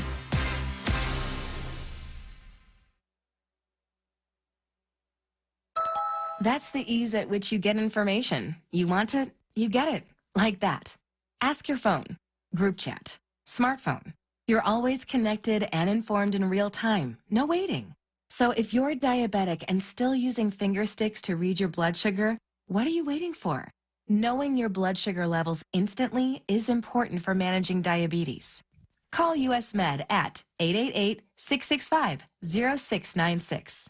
To learn more about continuous glucose monitors, a real-time instant method to track your blood glucose, US Med is an approved provider for Medicare and over 1,000 private insurers. And the best part? Call 888-665-0696 and we'll give you a free insurance benefits check today. So call 888-665-0696 today. That's 888-665-0696 and manage your diabetes as easy as Seattle Sports and the Seattle Sports app. $5,000. That's the average amount of money people in the U.S. are now spending on gas in a year. $5,000. That's crazy. If you drive, you have to download Upside, the free app that gives you cash back every time you get gas. That's right. You can earn real cash back with Upside just by buying the gas you're already buying. You can literally start earning cash back today. I use Upside every time I fill up, and I've already made around $200-$300. You're putting gas in your car anyway. Why not get real cash back? If you like free money, download Upside. I'm saving the cash I earn from using Upside to help pay for a vacation later this year. Download the free Upside app now to earn cash back every time you buy gas. Use promo code BOOST25 to get an extra 25 cents per gallon on your first tank. You can cash out anytime right to your bank, PayPal, or a gift card for Amazon and other brands. Just download the free Upside app and use promo code BOOST25 for a 25 cents per gallon bonus on your first tank. That's code BOOST25 for a 25 cents per gallon bonus. So my mother is thinking of switching from Verizon to Pure Talk, but she's worried the deal sounds too good to be true. Michael, she said, how can those Pure Talk people offer me the same basic service as Verizon for so much less money? I said, Ma, go ask Google how much Verizon spends on advertising and promotions. A few seconds later, my mother said, oh my goodness, $12 billion a year? That must be a typo. I'll tell you what I told my mom. It's not a typo. Verizon spends $12 billion a year on advertising and promotions, and their customers are paying for it. Well, Pure Talk doesn't spend that kind of money on commercials. Trust me, I would know. That's why they can offer you and my mother unlimited talk, text, and plenty of data on a crazy fast 5G network for just $25 a month. And if you're a business owner, you could really save a fortune. Dial pound 250, say the words Mike Rowe, and you'll get an additional 50% off your first month. That's pound 250 Mike Rowe. Pure Talk. Everything you need and nothing you don't. What is that sound? Ugh, that sounds like a plumbing sound. Luckily, there's a company that fixes all the plumbing sounds across Puget Sound. That's All Sound Plumbing. Puget Sound's plumbing experts. Have a sound? Visit allsoundplumbing.com. This is Sports Center. I'm Q Myers. Just one game in the NBA this evening. The Suns, they defeated the Clippers 115-102. Devin Booker had 24 points for Phoenix. Also NBA related, former player and assistant coach Damon Jones pled not guilty Thursday to charges that he profited from rigged poker games and provided sports bettors with non-public information about injuries to star LeBron James and Anthony Davis. According to prosecutors, Jones sold or attempted to sell non-public information to bettors that James was injured and wouldn't be playing in a February 9, 2023 game against the Milwaukee Bucks, texting an unnamed co-conspirator, "Get a big bet on Milwaukee tonight," before the information is out. In the NFL, Week 10, Thursday Night Football, game is over between the Raiders and the Broncos. Denver comes away with this rock fight with a 10-7 victory.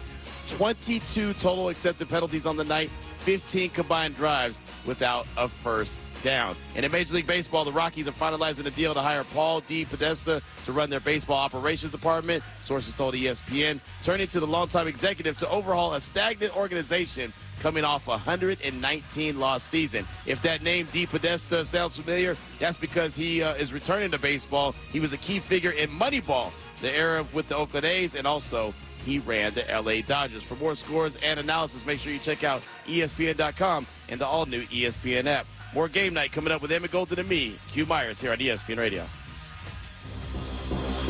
Coming up on the Friday edition of Unsportsmanlike with Chris Canty, Michelle Smallman, and me, Evan Cohen, the Denver Broncos get a huge divisional win over the Raiders and now sit at 8-2. So is the number one seed in the AFC on the table for them? It's Unsportsmanlike, 6 a.m. Eastern, right here on ESPN Radio, ESPN2, and ESPNU.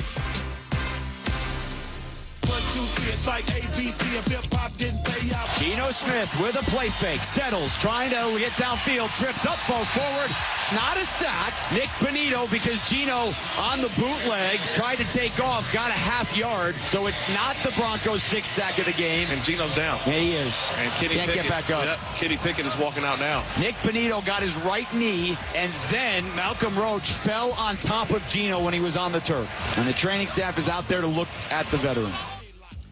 That was Geno Smith getting banged up. Pete Carroll later on said it was a quad injury to the Raiders starting quarterback. That highlight coming in courtesy of Raider Nation Radio 920. Jason Horowitz on the call. It's game night on ESPN Radio, the all-new ESPN app, Sirius XM Channel 80, and tune in. We are presented by Progressive Insurance with Emmett Golden. I'm Q Myers. Geno Smith on the night. Emmett, nothing to write home about. 16 for 26, 143 yards, interception, sacked 6 times. So if you take away the sack yardage, 114 total yards passing. Yeah, and everybody that wrote him off a few years ago, they still writing, right about now. Yeah. And that's the NFL, man. The NFL, ups and downs, ebbs and flows, and that's why when you find a guy like Pat Mahomes, Josh Allen, et cetera, they're so valuable because the majority of the quarterbacks in the NFL are guys that can have a good year and then have a bad year. They can have a good game, then have a bad game because that's kind of where the majority of guys are. And, look, I've seen Geno play well, and then I've seen games like tonight, and, it's a tough spot to be in, but the Raiders will be at the top of the draft. I'm sure you know better than I do. They're going to start keeping some eyes on some quarterbacks when it gets to draft time. I've been looking at quarterbacks, brother. I've been scouting quarterbacks already, and that's the harsh reality. When you're a 2-7 team, that's what you're doing. Like I'm watching, but inside the building, they've got to be paying attention because they understand that their biggest issue is that position. Look, let's put it like this. Geno Smith could barely walk after he got injured. And Kenny Pickett came in for, and it was only, one play, 2 plays? Yeah, one exactly. 0 for 1 throwing the ball. He was out, and they never went back to him, even though Geno could barely move. Yeah, and that tells you they're like, yeah, you know, a hobbled Geno is probably better than Kenny Pickett. So, you know, it's funny because you think every bad team just take a quarterback right away. I'm in Cleveland where they have a rookie. They got 2 rookie quarterbacks last year. Yep. You know, and one of them hasn't played at all. If Shador doesn't play all year, do you still draft a quarterback high or do you start with him next year? The quarterback position, man, it's a team game. And just because you have a good quarterback doesn't guarantee success. But if you don't have a good quarterback, you have no chance. If you have a good quarterback, it gives you a chance. Right. And that's what you need in this league is a chance. And a lot of teams around the league don't have their quarterback, so they don't have a chance. The Raiders went and traded for Geno Smith to give them a chance, and it hasn't worked out quite yet. Again, 16 for 26, 143 yards, 1 interception, and sacked 6 times. Let's go back to Denver and hear from the Raiders starting quarterback. Here's Geno Smith. Obviously, I just played a game, so I'm not feeling the best, but I'll be better as the days go along, hopefully. And why was it, Pete Carroll said you personally want to go back in the game. Why was that so important? I mean, it's just kind of how I'm wired. You know, I never want to leave my teammates out there alone. I feel like it's a big responsibility of mine to be out there and to do whatever I can to help us win. So, you know, I felt like I could try to tough it out, and that's what I tried to do. How difficult physically were those last couple drives to just get through? You know, mentally, I just try to block out the pain and just, you know, focus on executing the plays. It's obviously, you know, in a lot of pain, but I think, you know, just with the guys out there and just being out there, having the adrenaline going, and obviously, you know, just wanting to win more than anything. The pain is the pain. It's going to be there regardless, but I want to win this game. Was it on you on that when you scrambled out? Was everything happening, or when you hit the spot? When the guy fell on my leg. Geno, you're already going against a voracious defense, and you lose your 2 starting guards. And how difficult is that? And you talk about the play of your line and just making up for that. Yeah, I thought, we're going against a tough defense. Of course, every defense in the NFL is going to be tough. And, you know, we got the next man up mentality around here. You know, I thought Will Putman stepped in and played a tremendous game. I mean, you know, for him to get, you know, some of his first action in a long time, I thought he did what he needed to do to allow us to move the ball. Obviously, we know what Cap can do. He stepped in there and he did his job. And, you know, we're down Cole Miller as well. I mean, you know, there's some guys that aren't in there, but those guys stepped in and they did what they had to do. We fought to the end, had a shot at the end, and we just didn't get it done. Chip had a tremendous game plan. You guys came out, you were moving the ball, a couple rookie mistakes, killed a couple of drives. Talk about rookies just being rookies. Yeah, everybody's learning. Rookies, veterans, you know, mistakes happen in the game, but in order to be a good team, you got to play clean. And I keep saying it every week. You got to play a clean game, and you can't have missed assignments. You can't have penalties. You can't have, you know, you have penalties negating big plays. Can't have turnovers. You know, those are the things that hurt teams. And when the Raiders stop beating the Raiders, you know, we'll go out there and we can beat anybody in this league, but we got to stop beating ourselves first. And it seems like that's been a reoccurring thing every single week. And I know it's not for a lack of effort. I know it's not for a lack of, you know, guys wanting to do well. I think guys are just, you know, learning as we go.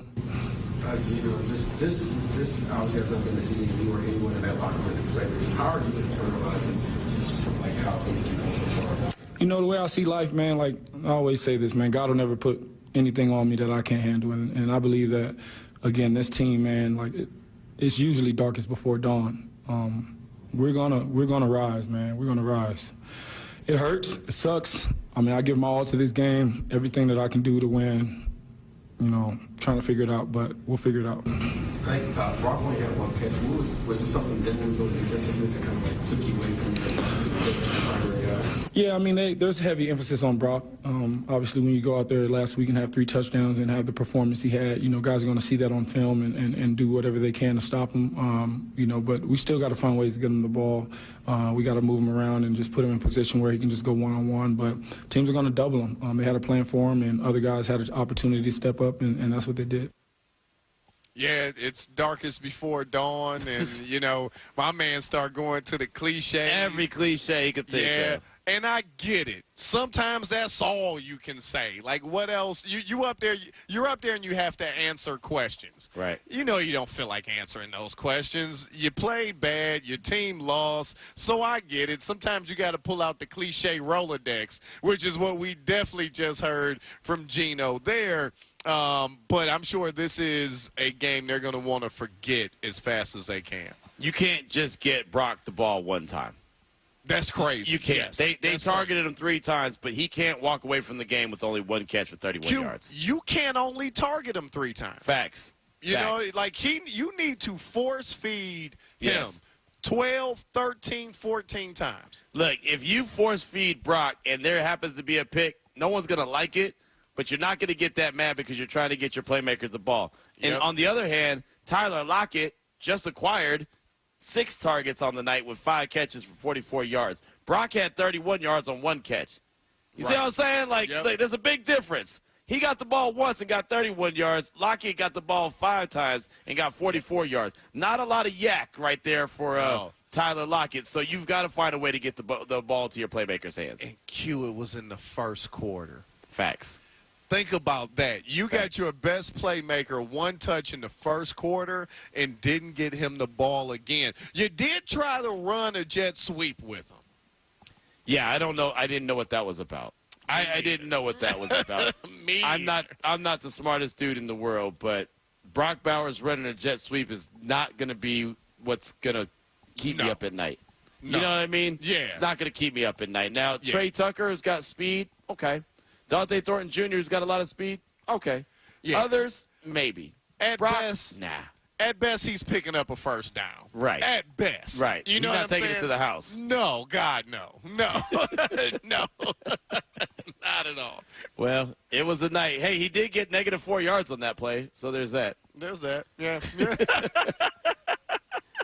But it's so funny. He had 27 yards actually total tonight. Right. Exactly. So yeah, there's not a whole lot to write home about on that part, and a lot of that also had to do with Denver's defense, who we all knew came into the night #1 in the league, and they stayed up and held up their end of the bargain. Again, coming away with 6 sacks. Anytime you get 6 sacks, that tells you all you need to know. There was a ton of pressure, obviously, and tip the cap to Denver because look, Brock Bowers only got targeted 3 times. So whether that was Geno just not getting the ball or Denver taking him away, he did not beat them, and that was probably the goal coming in. Don't let 89 beat us, and he didn't. Yeah, and on bad teams, you usually have a player that's very effective. I can tell you in Cleveland, Quinshon Judkins, right? And know what every team says? You stop him, they have no chance. Right. And I guarantee you the Broncos said, look, let's put some pressure on Geno. Let's eliminate Brock, and we'll easily win this game. They didn't, but easily win it, but they did get a dub. Hey, man, look, they put pressure on everybody. Yeah, they do. They got 46 sacks now on the season through 10 games. That's wild. They are, man. They sacking trainers, lunch aides. They just got another sack right now. Yeah, janitors. Right. It's not safe around that facility, Jack. At all. Because, hey, man, look, the police could have shown up to that stadium because all they heard is that they're giving out sacks. Yeah. They're like, hold on, man. Like what type? Right. We got, exactly. That's what they're saying. We got to go check on this. Yeah, we got to go sacks. check on this. Make sure this ain't no illegal activities going on here in the Mile High. Just saying. He's Emmett Golden. I'm Q Myers. It's game night on ESPN Radio. The Broncos get the 10-7 victory, kicking off Week 10 Thursday Night Football. Coming up next, we show the love to the ones that deserve it, including one of our own. It's next on ESPN Radio on the all-new ESPN app. Football Sunday on ESPN Radio. Jackson pumps, throws back end zone, grab, caught, touchdown. Lamar Jackson leads the Baltimore Ravens into Minneapolis to face J.J. McCarthy and the Minnesota Vikings. Coverage begins Sunday at noon Eastern with kickoff at 1 Eastern on ESPN Radio. Seattle Sports. Download the Seattle Sports app. Don't miss the Daniel Jeremiah Show, presented by Marquee Data. I think he's been awesome. Tuesday mornings at 8:30 with Brock and Salk. If this is where he is right now, he could win an MVP. Only on Seattle Sports. What's your holiday tradition? It's G. Scott here. For me, it's gathering with loved ones around a meal that brings joy. For many families, that tradition feels out of reach. Next time you shop at Safeway, please donate to Nourishing Neighbors. Your gift provides groceries to families across Washington, giving them access to nutritious food and the dignity to shop like the rest of us and choose what's meaningful for their holiday table. Visit nourishingneighbors.com and donate at your Safeway checkout. That's nourishingneighbors.com. Hey, it's Tim Hunter, former Seattle radio goofball here with 2 words that aren't funny. Prostate cancer. Get your annual checkup. Keep an eye on that PSA number. And if you hear those 2 words like I did, talk to the folks at Swedish Cyberknife. 5 treatments, minimally invasive and technologically advanced over the other options. If you were a friend, and I consider you one, I'd highly recommend Swedish Cyberknife. We are so lucky to have them right here in town. Do your research, but definitely visit swedish.org/cyberknife prostate. Dave Wyman here, and we've been fortunate to hear from 2 Swedish Cyberknife patients this year, Andy Ryder and Tim Hunter. Both heard about Cyberknife from our radio ads and completed successful treatment, raving about their experiences. Tim was impressed that treatment only took 5 days. Andy hosted a large international delegation the week after his treatment. If you, a friend, or a family member is diagnosed with prostate cancer, consider treatment with Swedish Cyberknife here in Seattle. Go to swedish.org/cyberknife prostate. You're losing your hair and you simply need a solution that works. You want the best. Modern technology, top-rated physicians, something that's guaranteed to work. Guys, you need world-class Dr. Perungo and his team at Advanced Hair. Advanced Hair has completely redefined hair restoration. From the experience itself to their unmatched results. Receding hairline, bald spot, thinning hair, maybe all 3 like I had. Get your hair back with Advanced Hair's simple 1-day treatment that begins to regrow your own natural hair the very next day. Advanced Hair has changed tens of thousands of lives, including mine. And get this, Advanced Hair is once again the winner of the 425 Business of the Year. For your free consultation, call 425-449-8185. Right now, you'll get $250 off and 250 free hair grafts. Refine your hairline with the team that redefined hair restoration. That's 425-449-8185. Or for the before and afters, visit advancedhair.com. Guys, want long-term health you can count on? It starts with knowing your numbers.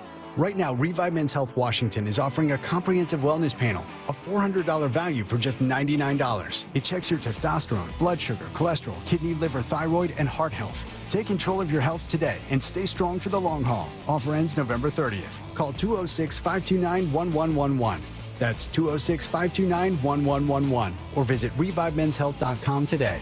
Must medically qualify. Terms apply. Contact us for full offer details.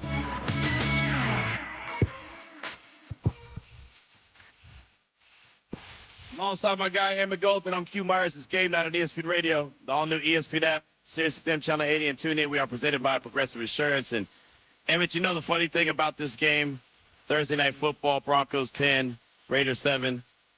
The Broncos were favored by how many, 9.5? I believe so. Yeah, there's a lot of people that are angry. There's a lot of people that are angry right now. A lot of folks believe that the Broncos were going to not only win the game, but blow the Raiders out. Hell, we went through our picks. And we thought that the Broncos were going to get it done. So there's a lot of people that are screaming bloody murder right now because, well, Denver didn't cover. So, you know, the Raiders hung close. Right? Hey, imagine people that took the over. Oh, all right? Man. Yes. which I don't remember what it was. It wasn't 17. Right. I know that much. Well, I know that the only person that probably had a good night was you because you kept betting punts. Oh, and there was 15 punts on the night. I had 15 of them. Yeah. Now, I did lose on an interception when they went for it on 4th, when they kicked a field goal. Emmett, there was 15 punts tonight, so you won more times than you didn't. Oh, I know.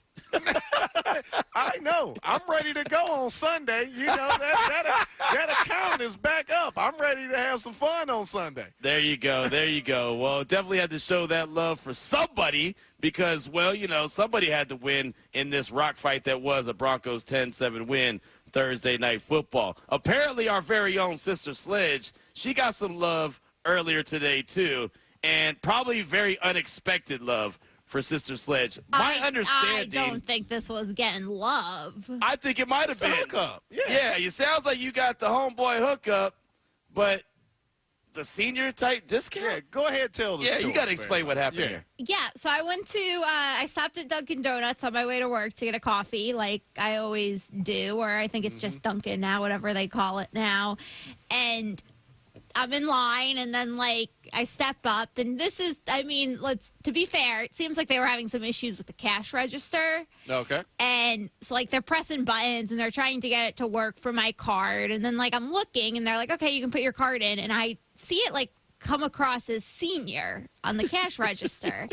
And I was like, are they, like, implying I'm a senior citizen? I'm like, this is interesting. I'm thinking to myself. And then they're like, do you want a receipt? And normally I'd be like, yeah, no. But I'm like, yes, please. Because I'm like, I got to see this receipt. And, like, did they give me a senior citizen discount? And so, like, I took a picture. And sure enough, 5% senior discount, which was 18 cents on this cup of coffee. And so then I looked it up, and it's Dunkin' has a senior discount for 55 and older. There you go. Wow. Hey, look, that's love. And look, just to be 100% clear, Sister Sledge, if you combine her age, if you doubled her age, she wouldn't be as old as me and Emmett. So she's nowhere close. Oh, yeah, so, like, let's full transparency. I am 31. Okay, I thought you were in your 20s. Yeah, I thought senior citizen. The senior discount's 55. I didn't even think you were 25. Right. So you're good. Yeah. So yeah, but this is why it kind of shook me a little that I was given this 55 and up discount. Let me ask you this. Was it a guy that was ringing you up? It was. Was he a youngster? Not that young. It starts with the senior discount. You're right. Hey, look. And all of a sudden, it's a 2-for-1? That's good. So PSA to men out there, that is not a way to flatter a woman by giving her a discount for people. You know what the funny thing? Over. The funny thing about that is, Tara, that sounds like something Emmett would do. Like Emmett because Emmett, I know he's got the stories. He's been with his wife, what, 25 years? So we've been married for 20 years. We've been together for 30. Okay, there you go. So I've hung out with him and his wife, and they're fantastic, as we all know. But I can imagine his wife telling the story of, well, you know, the first time I met Emmett, he was working behind the register, and he slid me the senior discount. And I just thought that he couldn't do math because she thought you couldn't read, remember? Yeah, you're right. Yeah, she thought I couldn't read. She thought I couldn't read. True story. And true story. And Tara, I don't even know if you were part of this story. I once told and I meant to compliment her because my wife, when she was pregnant with our first son. This is bad. I don't think I know this story. She was wearing some overalls, and she was, about 9 months pregnant. She looked so cute, right? Boy. And I said, oh, my God, you are adorable. You look like Fiona. Yeah, from Shrek. Thank you, Nick. Thank you, Cardi B. And I really meant it as a compliment. It did not go over well. Yeah. So I don't think that let's put that PSA out there. Women do not want to be compared to a cartoon ogre. Thank you. Well, what if it's a cute ogre? There's no such thing as a cute ogre. I don't know, man. Fiona's little nose and her cheeks, it was cute. And especially when your wife is pregnant. Yeah. They already are self-conscious. And pregnancy is a great look because you already know, hey, look, the baby's on the way. It's going to be awesome. And you want to go there and call your wife Fiona an ogre. Well, again, you just said she thought I couldn't read. So, you know what? When the grand scheme of things, we kind of match, right? Yeah. We just offend each other. So Sister Sledge got the senior discount today. Yeah. So I want to see what happens next time she goes. Like you said, next time, all of a sudden, she might get the 2-for-1 coffee. Right. Like, do you go sugar and cream?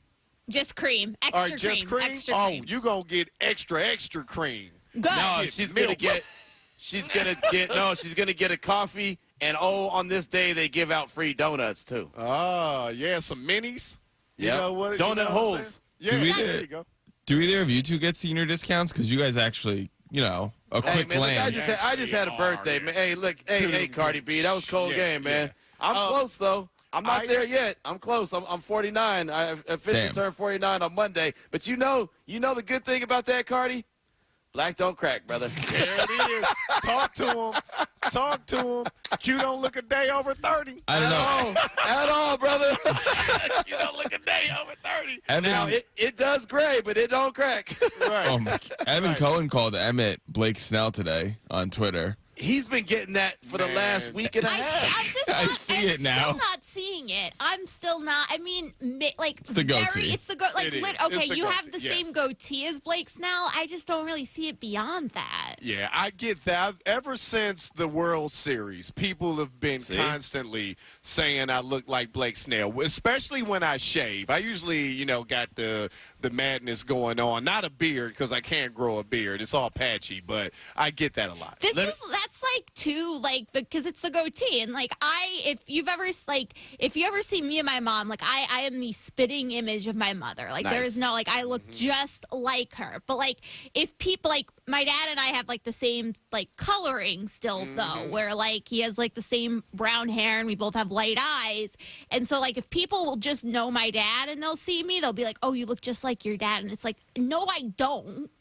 You're just like, you just. It's okay. Like, just embrace that. It's okay. Dad's cool too. We just have the same hair color. No, That's cool. You know what's crazy is it's just like if you saw my mom, you would understand why I'm just like, yeah, no, I look nothing like my dad. Like. Tara, I have, like, I have two boys. So my oldest is brown skin, he's Q's complexion, but like me. My youngest is my complexion, but looks just like my wife. But when people see me and my youngest together, they go, "Oh my God, you guys look alike." I'm like, "No, we do not." Like, so I'm saying, like, people just like see certain things and they're just like, "Oh," and it's like, eh. And so like I feel like with you and Blake Snell, people just see the goatee. Yeah. And it's like there's more than the goatee though. All right, so real quick, Emmett, what's the best hookup that you've had?